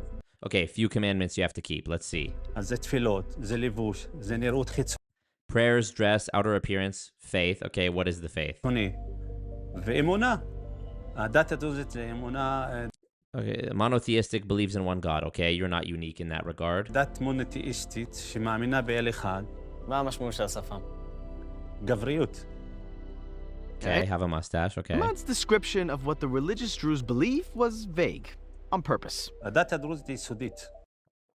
Ah. The Druze religion is a secret. I have to Google this, bro. Come on, I need to know. What are the secrets of the Druze? Let's read it. The Druze faith is an esoteric, highly secretive religion, often kept hidden from even its own followers until they are initiated at age 40. Whoa. So wait, I have to be 40? I have to wait another 10 years? Holy shit, I'm going to be 40 in 10 years. What the fuck? Taqiyya, concealment. They blend Islam, Greek philosophy, and Hinduism. Made it up. Restricting sacred texts to a spiritual elite, the Akal, while the majority, Jahal, focus on moral conduct, reincarnation, and loyalty to their host state. What the fuck? What do I learn at age 40? They only begin to learn the deeper theology after age 40, following a rigorous vetting and 12-month initiation process? Dude, this is so... Dude, come on. Look, I don't know what the reason is, but this, like, I'm seeing parallels between something like a Scientology, where you need to spend X amount of dollars and time, years of time, in order to unlock the higher levels of wisdom, because by that point, the sunk cost fallacy is so great, like, you're already so deep in it that it's like, what are you going to do? You know, you might as well just go full Tom Cruise. And, I mean, why 40? Reincarnation. Druze believe the soul immediately enters a new human body upon death, no heaven or hell, okay? No conversion or marriage out.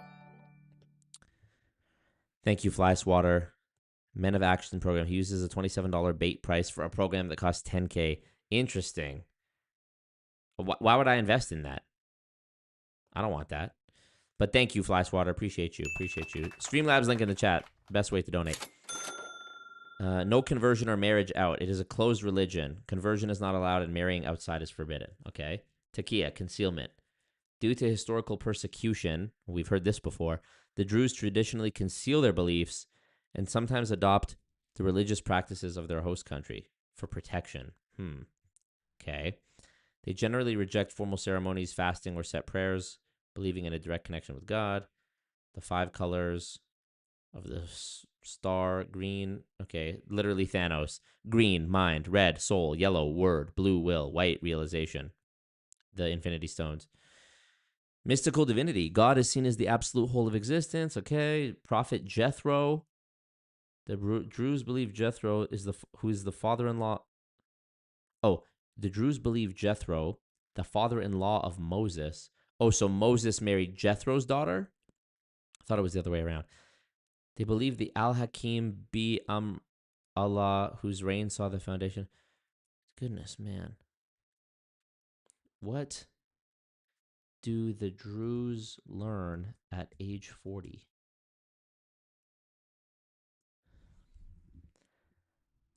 They're allowed to access hidden esoteric knowledge of their faith. Come on, bro. Transitioning from Jahal to Akal. The age is considered the age of reasoning and maturity necessary to handle the secrets of the religion. Okay.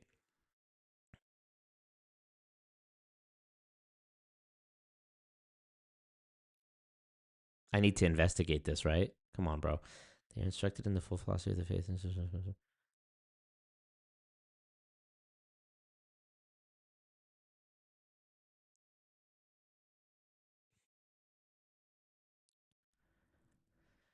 The transition requires a voluntary, challenging 12-month trial to ensure the individual is ready for the responsibilities of the knowledge. Dude, come on.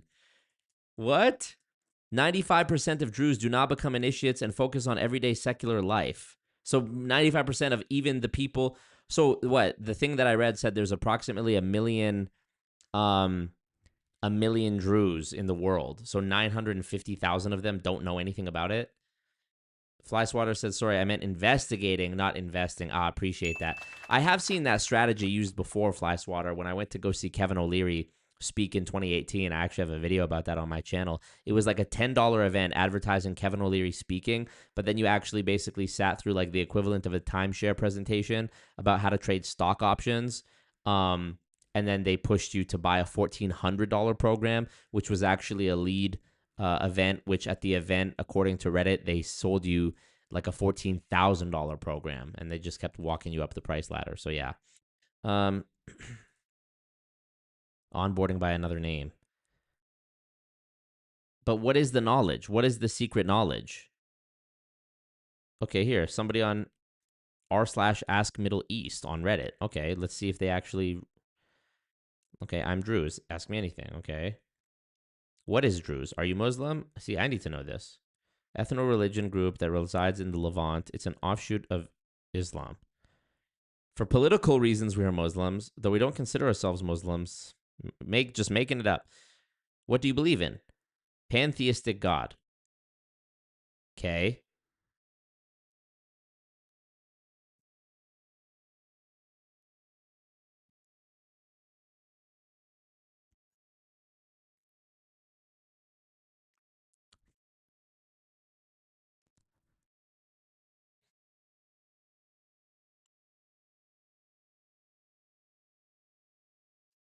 Just tell us, you guys. Come on.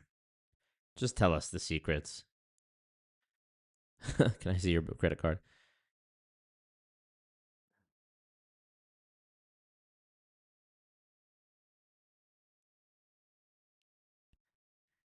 Tell us, bro.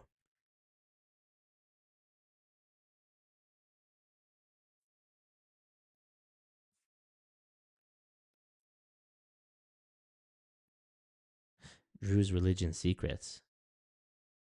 Okay, let's see. The secrets of the Druze.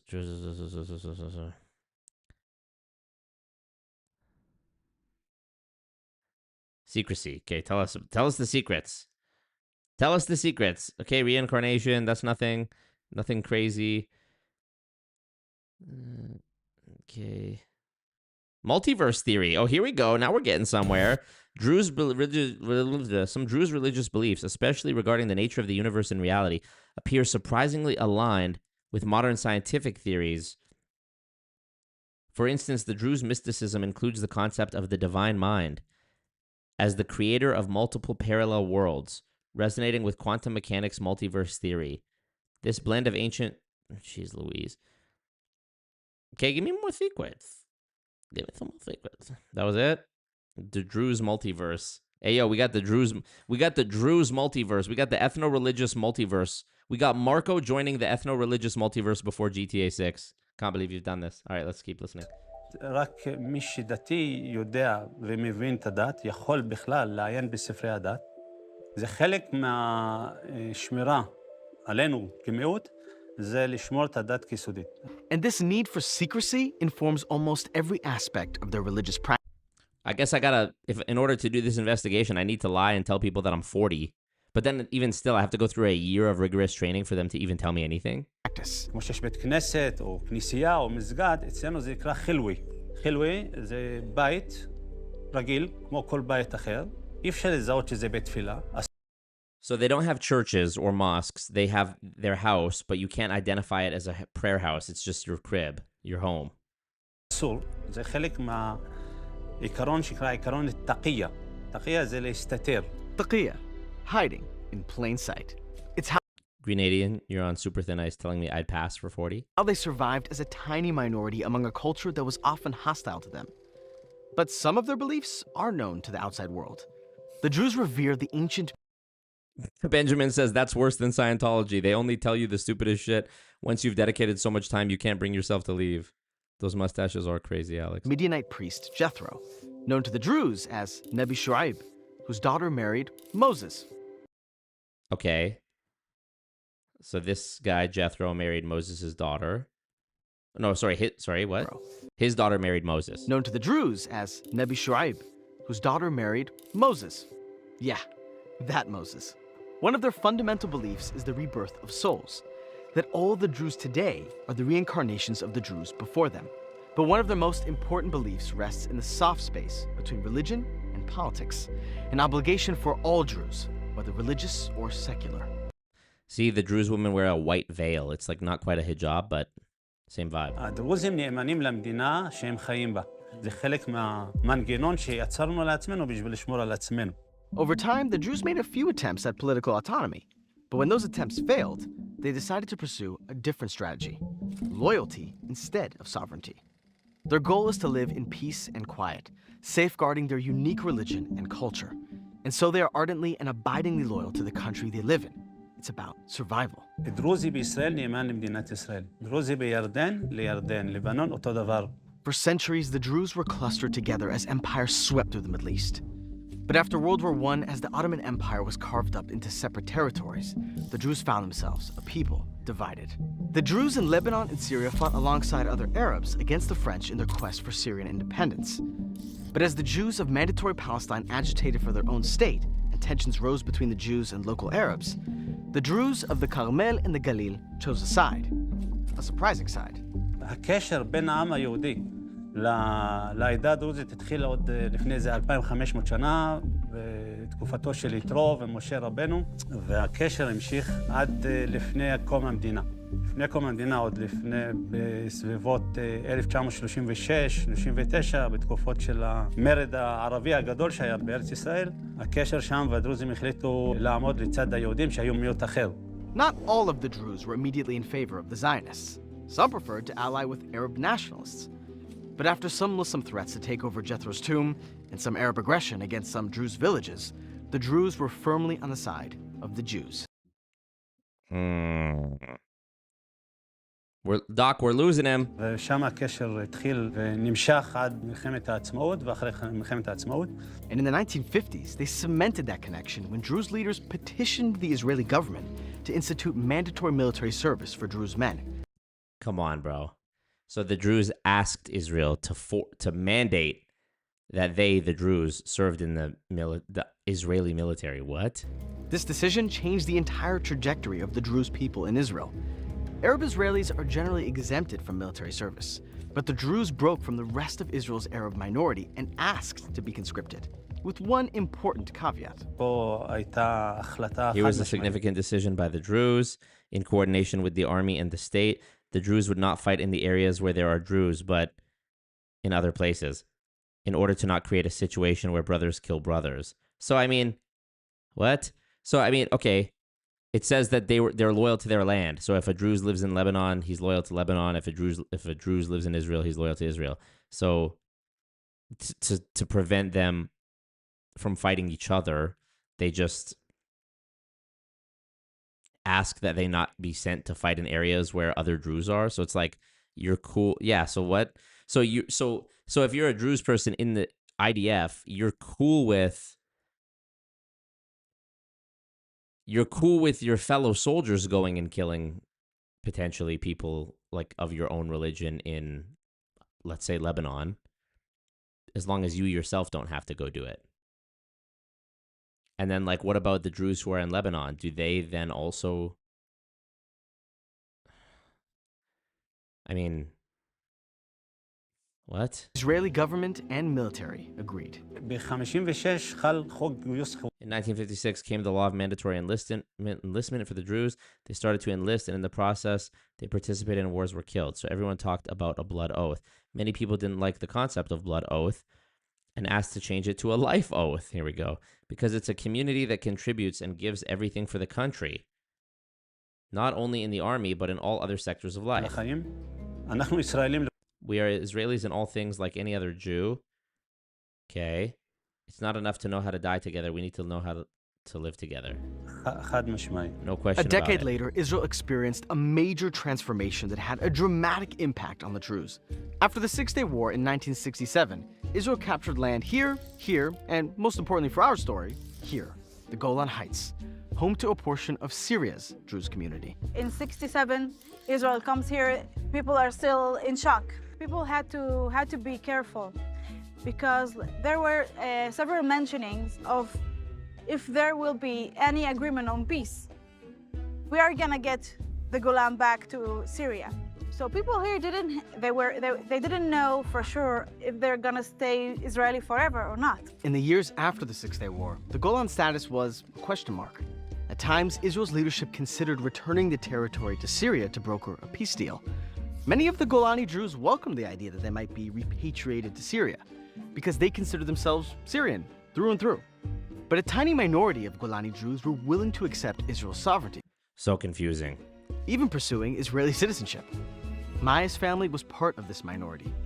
Her grandmother Veret's home is now a small museum where Maya and her family welcome visitors to their village. Do people remember that moment in 67 positively, or was it traumatic, the Israeli conquest of the Golan? The exact reason why this place is open is because we want to show you guys the other side that you probably never heard of. This family had a great experience, a good experience with IDF. They drank coffee with the old people, and they brought some candy to the kids. And he would say, like, my uncles would remember this candy till today. So that's how it started. The encounter with the IDF had a lasting impact. The most important takeaway is that these Druze gal in Florida are apparently bad. So that's all we really need to know, isn't it? Starting with her grandmother, Veret. But it's strange to me, though, because, like, you know, I have cousins who, like, all of them coincidentally, like, think about the unlikeliness of these odds, right? I have, for example, 3 cousins, all who happened to marry 3 Druze of the opposite sex in Edmonton. What are the odds that all 3 of the cousins happen to find all of their husbands in Edmonton in the community? This is obviously like a purposeful, you know, you could apply that to anything, obviously. Like, I'm not saying it's impossible, because back in the day when you lived in a town with 1,000 people and that was all the options you had, I'm sure you could find somebody amongst that group, you know, that they did it like that for a long time. So obviously it's like a purposeful choice. But I remember I asked recently, I asked one of these cousins, I said, like, why did you marry Druze? Like, you were born and raised here. You speak faultless English. Like, you know, it's not like you're immigrating here and trying to marry off a certain group to survive or get a visa or something. So why did you do it? Why? Who cared? Who would even, you know what? Who would have even cared if you had still married a Lebanese person, but they were from a Christian family, or you know what I mean? Like they're still Lebanese. They still speak the same language and have the same food and culture and music. Like, why not? They didn't have a good answer, in my opinion. They just said, oh, well, my parents told me that, if you don't marry Druze, people will talk. So, okay, peer pressure.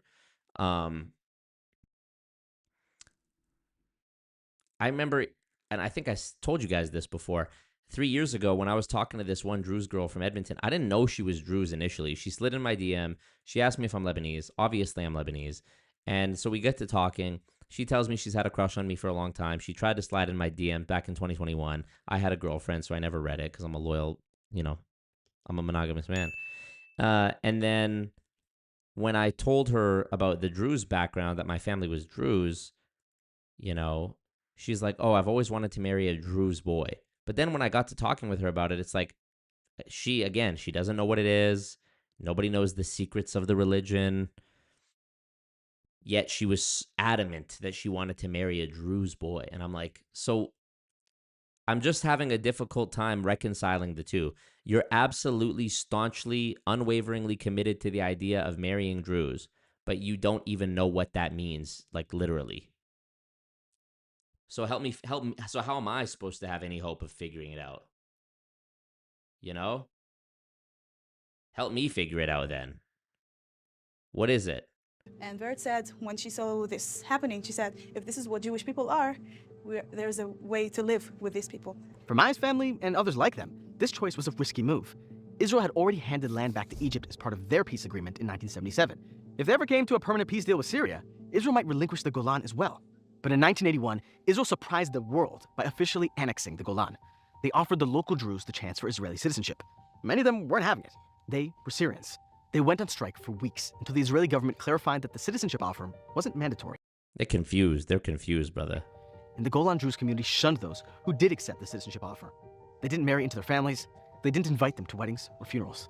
No wonder there's only 1 million of y'all left. During the 90s and early 2000s, Israeli government chatter bubbled up about trading the Golan for peace with Syria.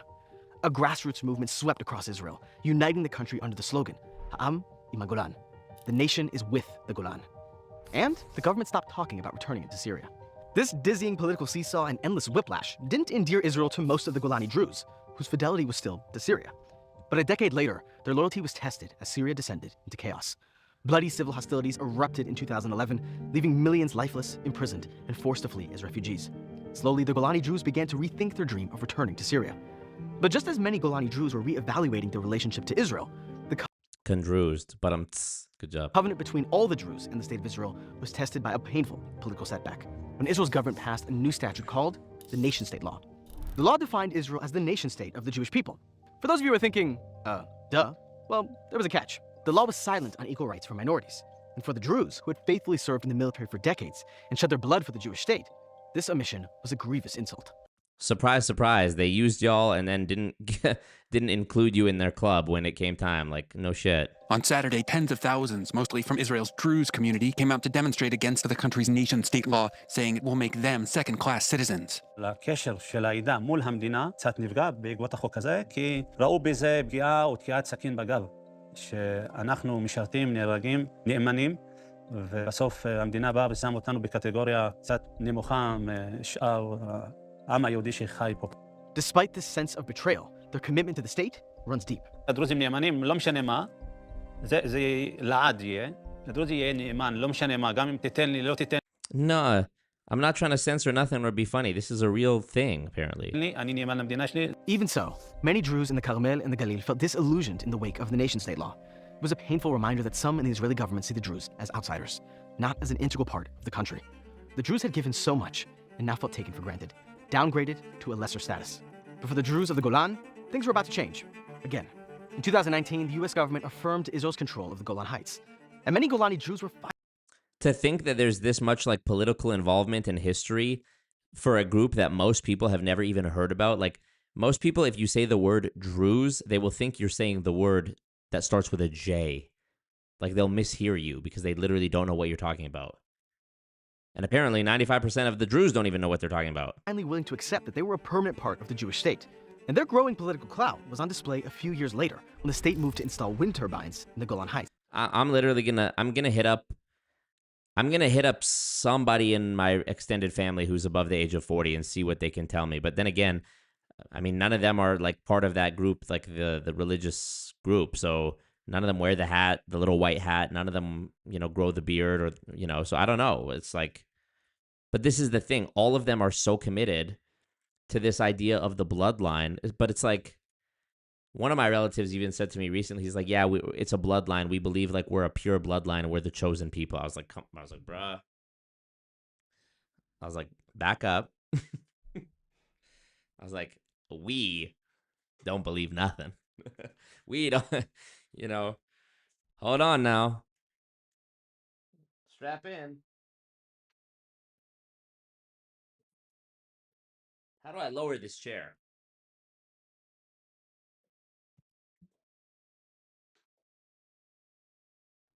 All right, I can't. My mom says I can't join the ethno-religious mating event. But the wind turbines would disrupt the agriculture and tourism sectors that were critical for the Golani Druze. And so they took to the streets to protest. And in a sign of their increasing integration into Israeli politics and culture, they were heard. The state put its plan on hold. The slow rapprochement between the Golani Druze and Israel was making some headway. But no one was prepared for what came next. Funerals took place. 12 of them killed. Children who were playing on a football pitch. The place you think it's the safest place on earth, the playground that you take your kids to, was hit with a rocket. And you lose 12 children that could have been your own because you go there. It is... Sorry. It's okay. For that. So same as me, a lot of people understood that we live as Israelis. The IDF is the only thing that could protect us as minority in the Middle East. That's the biggest change that have been caused to how people think here. A lot of soldiers joined the IDF.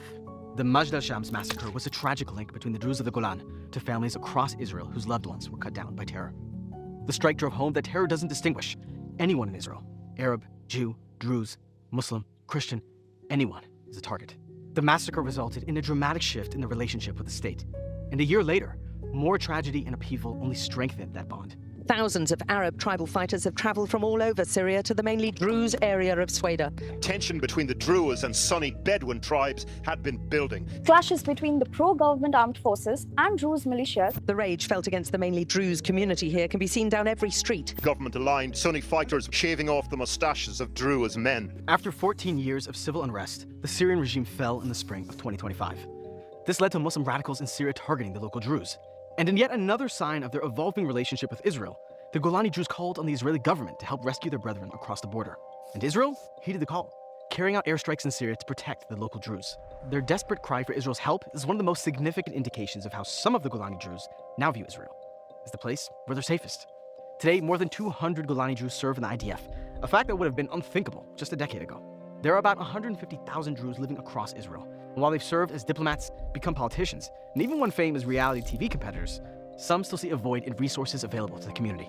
In 2025, Koftan Halabi opened DTech, an innovation center aimed at increasing the number of Druze working in the Israeli tech sector. ראינו את הפער שנמצא בחברה הדרוזית, ומדינת ישראל התקדמה לפאק 2000, ולהערכתי שכחה את האחים שלה מאחור, לקחו אותם רק למלחמות. כפי שאתה יודע, היום יש הרבה קצינים בכירים דרוזים, אבל אין לנו צעירים דרוזים בתעשיית ההייטק מובילים שהם יכולים לתרום לשגשוגה של מדינת ישראל, לא רק לביטחונה. כל שנה, לך תשאל דובר צה"ל, יגיד לך בין 500 ל-600 חיילים דרוזים. איך אתה בתור מדינת ישראל דואג להם? אתה אומר שהמדינה לא עוזרת? לא, ברור שלא. The long history of the Druze and the Jews is proudly displayed at DTech, which is funded entirely through private donations. No state funds were involved. ממשלת ישראל עדיין לא פה. ממשלת ישראל לא שמה פה שקל אחד למען הצעירים הדרוזים. זו דוגמה קלאסית לחוק הלאום שאני אומר לך עליו. Koftan felt like his community had been left in the dust. They do their military service, and then they're ignored, taken for granted. And I heard a similar sentiment from Asya Halabi, a chef from the Carmel Mountains. She keeps a kosher kitchen for entertaining Jewish guests, and the crew and I feasted on her delicious spread of Druze specialties. هاي نحن في عيدنا هاي العربيات المشهورة عندنا. عند الدروز اللي بتشوفها هاي تعرف إنه بس عند الدروز. واو. كشك. A bun. Yeah, you only see this from the Druze. Ask Nasiashi views her identity as an Israeli Druze. Here in our country, it's the best. We have an aunt in Syria. We have family in Lebanon. It's not possible to live there. We can't live there. This is the best country for us. Were there moments in your life here in this country that you felt they were rejecting you or you weren't welcome? They look at us in the beginning as if we're Arabs. They look at us from above. We are the Druze. We are in the army. We fight for our country. We are more Zionists than Zionists. I'm out. I have family that founded the Druze Zionist movement. And I am part of it. Oh my God. And yeah, they look at us as if we are Arabs. You are. It hurts. It really hurts. Oh my God. Do you feel more connected to the Arabs? No chance. Why? The Arabs look at the Druze as the other. Well. If we're not seeing a common thread between all the religions, that they all, I hate religion. It just serves to other people. Oh, but you're this. Oh, but I'm this. How about we're all humans? This is the conflict I have when it comes to my stance on religion today. Yes, there are psychopaths and sociopaths out there. And part of me wonders if people generally need these extremes of the promise of a great reward if they live their life right, something like heaven or the afterlife, and also the fear of great punishment if they should live their life in sin, hell, etc. I would like to think that that's not needed, but I don't know. I really don't think the idea of reward in heaven or punishment in hell is actually sufficient or doing anything to deter people's evil doing or not. If you're an evil person, if you're a psychopath and you're going to do evil, regardless of whether you believe in heaven or hell, you're just going to find some justification for why what you're doing was actually good, aren't you? That's my guess. So, but I do agree with the idea that people need some sort of framework to live by, but we're so beyond this, in my opinion, we're beyond this, painting each other as this or that, and my blood is purer than yours, and come on. How long are we going to keep doing this? How many more people have to die? And everybody's boo-hoo about their own group. Oh, but they did this to us, but we did this. It's like, brother, everybody needs to log off. Everybody go ahead, clock out for me when it comes to this religious shit. Y'all are doing too much. All the problems are because of religion. All the wars in the Middle East are because of religion. All the oil, the oil crisis that we have right now, the price of gas, if you trace it back, is because of religion. It's just... Greenadian says, I think people need something greater than we live, we die. It's so basic. Isn't the fact that you're going to die enough of a certainty to create the scarcity and the urgency that makes life worth living now? Isn't the fact that there might not be an afterlife enough of a reason to give it all you got in this life? And I get it. Some people in countries that have horrible circumstances will never be able to get beyond where they are. And in that case, they need to have some hope just to keep going. I get it. And you know what? I've also been very privileged too, because I've been very lucky in my 30 years when it comes to loss and grief and losing people close to me. And you know what? If I would struggle if let's say, God forbid, a child in my family were to pass away. I would really struggle. I would want to think. It would be a comforting thought that they were in a better place and that they were under the care and protection of, some eternal love. I get that. But bro, it's hard for me to reconcile that with the fact that so many children have been killed precisely because of religion. What easier way? There's a saying, if you can get someone to believe absurdities, you can get them to commit atrocities. What better way to justify and deflect the responsibility and the accountability of killing children than to say that some way, somehow they were subhuman because the ultimate omniscient authority of God said so? How can you argue with that? You can't argue with it. You can't question it. And what do we know about cults? There's an all-knowing leader whose knowledge is beyond your understanding, and if you question him, you'll be punished or ostracized or whatever. By that logic, does every religion not qualify as a cult in the way we understand it? In MLMs, when you're not allowed to question the upline, or you have to check upline for everything, and it's like, you know, they blame you if you question it, or if you're not getting the result that they preach about, it's your fault, you know? Are they not cults for the same reason? So, it just sucks.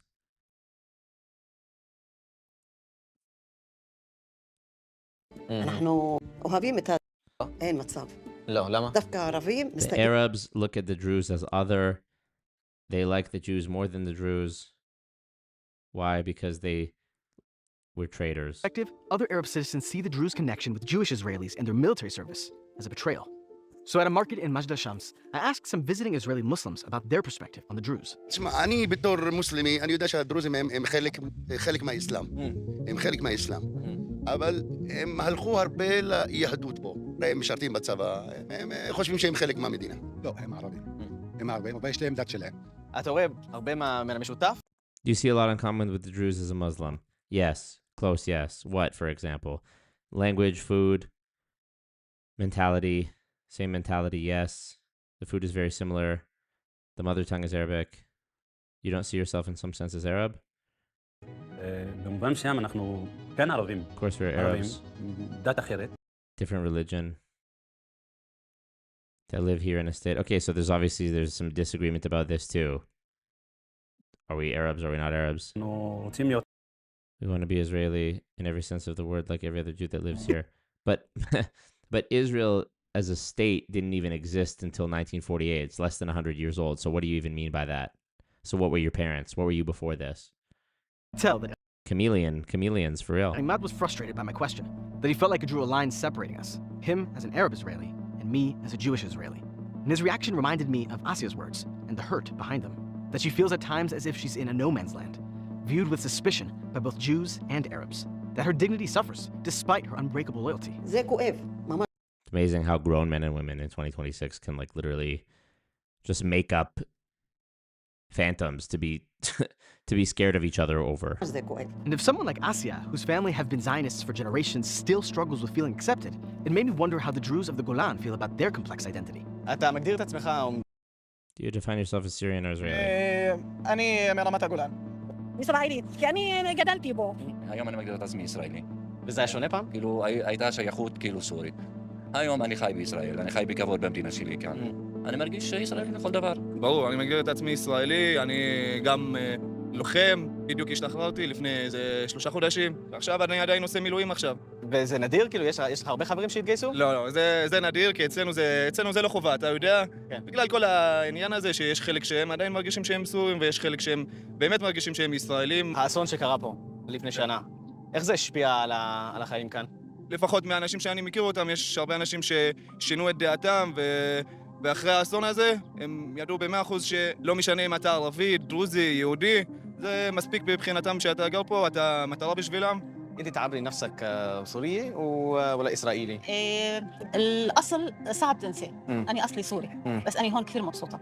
يعني أصلك سوري، بس اليوم أنا عايش في إسرائيل، وفي هاي الناحية أنت إسرائيلي. أنا لسه إسرائيلية، عم بتعامل مع إسرائيل بكل شيء، إن كان هويتي، إن كان المحل تبعي عم بفتحها من بضاعة إسرائيلية، يعني في شيء مثل ما في فاصل. في شوية من الشباب الجولان اللي بيخدموا في الجيش الإسرائيلي اليوم، هذا شيء إيجابي بالنسبة لك؟ لا. ليش؟ الجيش يعني صعب كثير نحن. Okay, so she doesn't like the involvement of the Druze in the Israeli army. She prevented her son from going in it. Okay. Because he could go directly against the son of my sister in Syria. لو راح يكون اتفاق السلام بين سوريا وإسرائيل كثير بكون مبسوطة كثير، كلنا مش بس أني، رأيي الكل بكون مبسوطين، ونحن هون مبسوطين. يعني إسا بتمناش أني إنه نرجع على سوريا، بتمناش. لأنه الحياة كثير صعبة بسوريا. طلع شو عم بيصير. The Golani Druze who identify as Israeli mainly tend to be from the younger generation. Maya and her father Talia have always been among the exception. Israeli from the start. אתה מגדיר את עצמך כערבי, את הדרוזים כערבים? אני ערבי, דרוזי, גולני. Making it up. Talia was an infant when Israel took over the Golan Heights. When he was growing up, almost everyone around him remained steadfastly Syrian.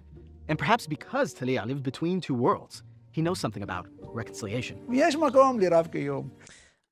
Okay, I'm just as confused by the end of this video as I was at the beginning.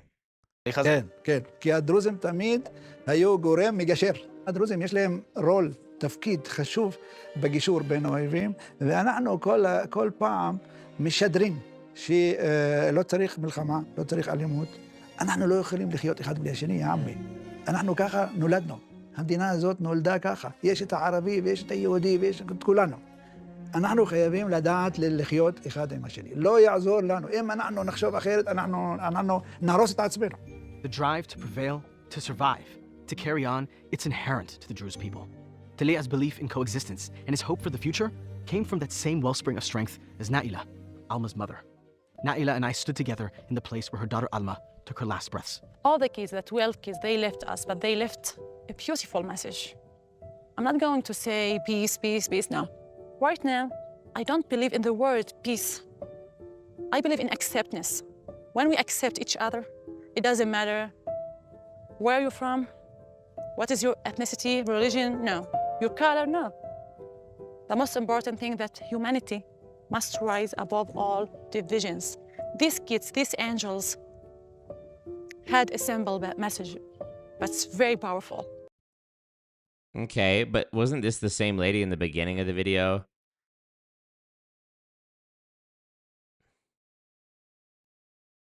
Or did they not talk to her about it? I don't know, dude. It's like, how can you expect that there's ever going to come a time when people set aside their supposed differences and look at each other as equal when you literally have religion that teaches that you're better than everyone else? I mean, look, everyone, let's be real for a second here. Every insert religion, would every subscriber of insert religion would be lying if they told you they would not love it if everybody in the world subscribed to that religion. The Christians would love it if everyone was Christian. The Muslims would love it if everyone was Muslim. You know, it just is. It's just the truth. We know this. Why would you willingly choose? You're not, you know, you can choose to be part of any religion, except the Druze, apparently. So if it's a choice, then obviously you're going to choose the one you think is best. You're not going to choose one that you perceive to be lesser than another, you know? So let's just get that out of the way, first of all. And it makes me roll my eyes because, you know, I follow some people who, you know, I have good relationships with them and they post content about like their religion they follow, right? And they'll post a video where they're debunking or, you know, dunking on a person from another religion, being like, oh, but your book says this. How can you justify that? And then it's like the other person's like, well, your book says this, and that's horrible. And it's like, they're both right. You know, they both miss the point of the other person's claim and say, and by the way, nobody ever like actually has like a good argument for the filth that's in their religious book. They always just try to have a justification or an explanation for it. For example, this is a great example. There's one guy on TikTok, a Jewish guy, credit to him, where he has posted viral clips where he's like, he's on like one of those chat roulette Omegle type sites where you get randomly put into a video call with a random person, right? So of course he's clip farming to talk to people who dislike him. He has his hat on and he has the Israeli flag visible in the background, and he mentions it, and he has the high quality camera to let you know he's like making content out of this. And he has a bunch of content where he'll get on a call and it's like a Muslim person, and they'll be like, you know, they'll be angry at him because he's Jewish or whatever. And this guy is very clever because he knows passages of the Quran in their original Arabic.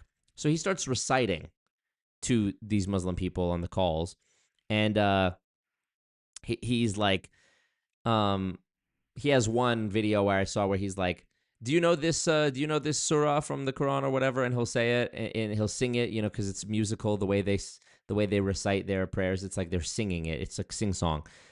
And the one that he's reciting is like, it translates to something like, when you see the non-Muslims strike their throats. And you basically just watch the person on the other end stumble and stutter as they try to explain it or justify it, or usually what happens is they hang up the call. And then once they hang up, he's like, ha, got him. And then all the comments are like, ha, got him. But at the same time, there's videos where it's the opposite, where it's like a Muslim content creator. Like there's the one guy on TikTok who, he's the Palestinian guy, who shows like he gets on, he clips random chat roulette calls where he's on with someone from Israel, and they're like, do you love Israel? And he's like, no, I'm Palestinian. And then they go crazy, and he's like showing how crazy they are. Like, he's also correct, And there's videos where somebody will go on and they'll get a Jewish person and they'll be like, oh, but your book says this. It's like, yes, that's also true. And then once again, the same guy I mentioned before with the strike their throats thing that he's citing, he also like, I saw one clip where he's like, didn't your prophet marry a child? There's disputes about whether the prophet in Islam, Muhammad, whether he married, he had many wives, but whether he married his wife Aisha when she was 6 or 9 or 13. There's a bunch of, differing opinion about it. But regardless, she was a child and he was in his 50s, if my understanding is correct. And the people who are being confronted with this information never call the other person a liar. They just have some justification. They just say, well, it was the Middle Ages and it was normal back then because the life expectancy was only such and such, and actually it was okay because she accepted it and it was consensual and her father said it was, and it's just endless. It's just endless. And that's what I mean. If you can make someone believe absurdities, you can get them to commit atrocities. Not one person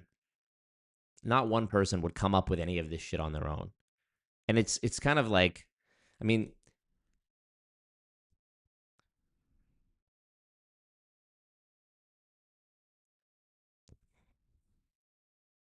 oh, why is the screen share not going anymore? Let me pull this up. You've heard this term before, but I think it's good we do a little refresher as a class here. Cognitive dissonance, the mental discomfort experienced when holding two or more contradictory beliefs, values, or attitudes, or when behavior conflicts with beliefs.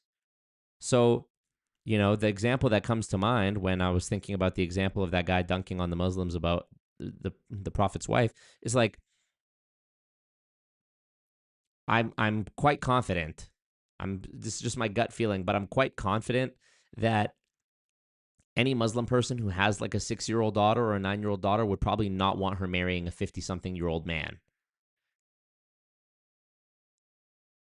But why?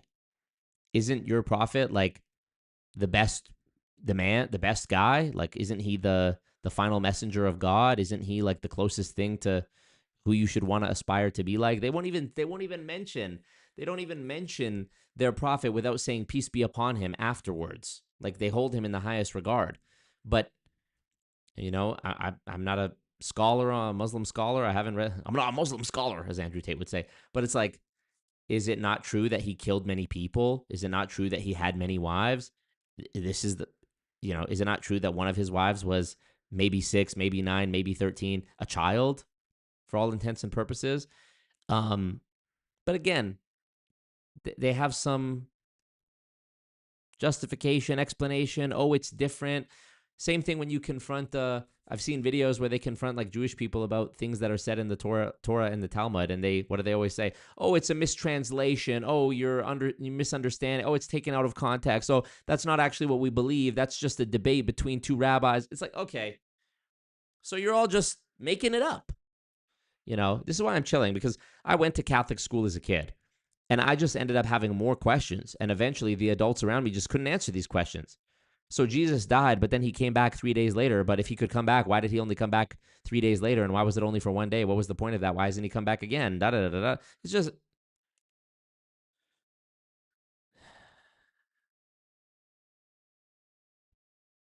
Tony asks, Do MLMs discourage bookkeeping for their IBOs? I wouldn't say discourage. I just don't think it's, I just don't, I've never personally seen it even be part of the conversation to begin with.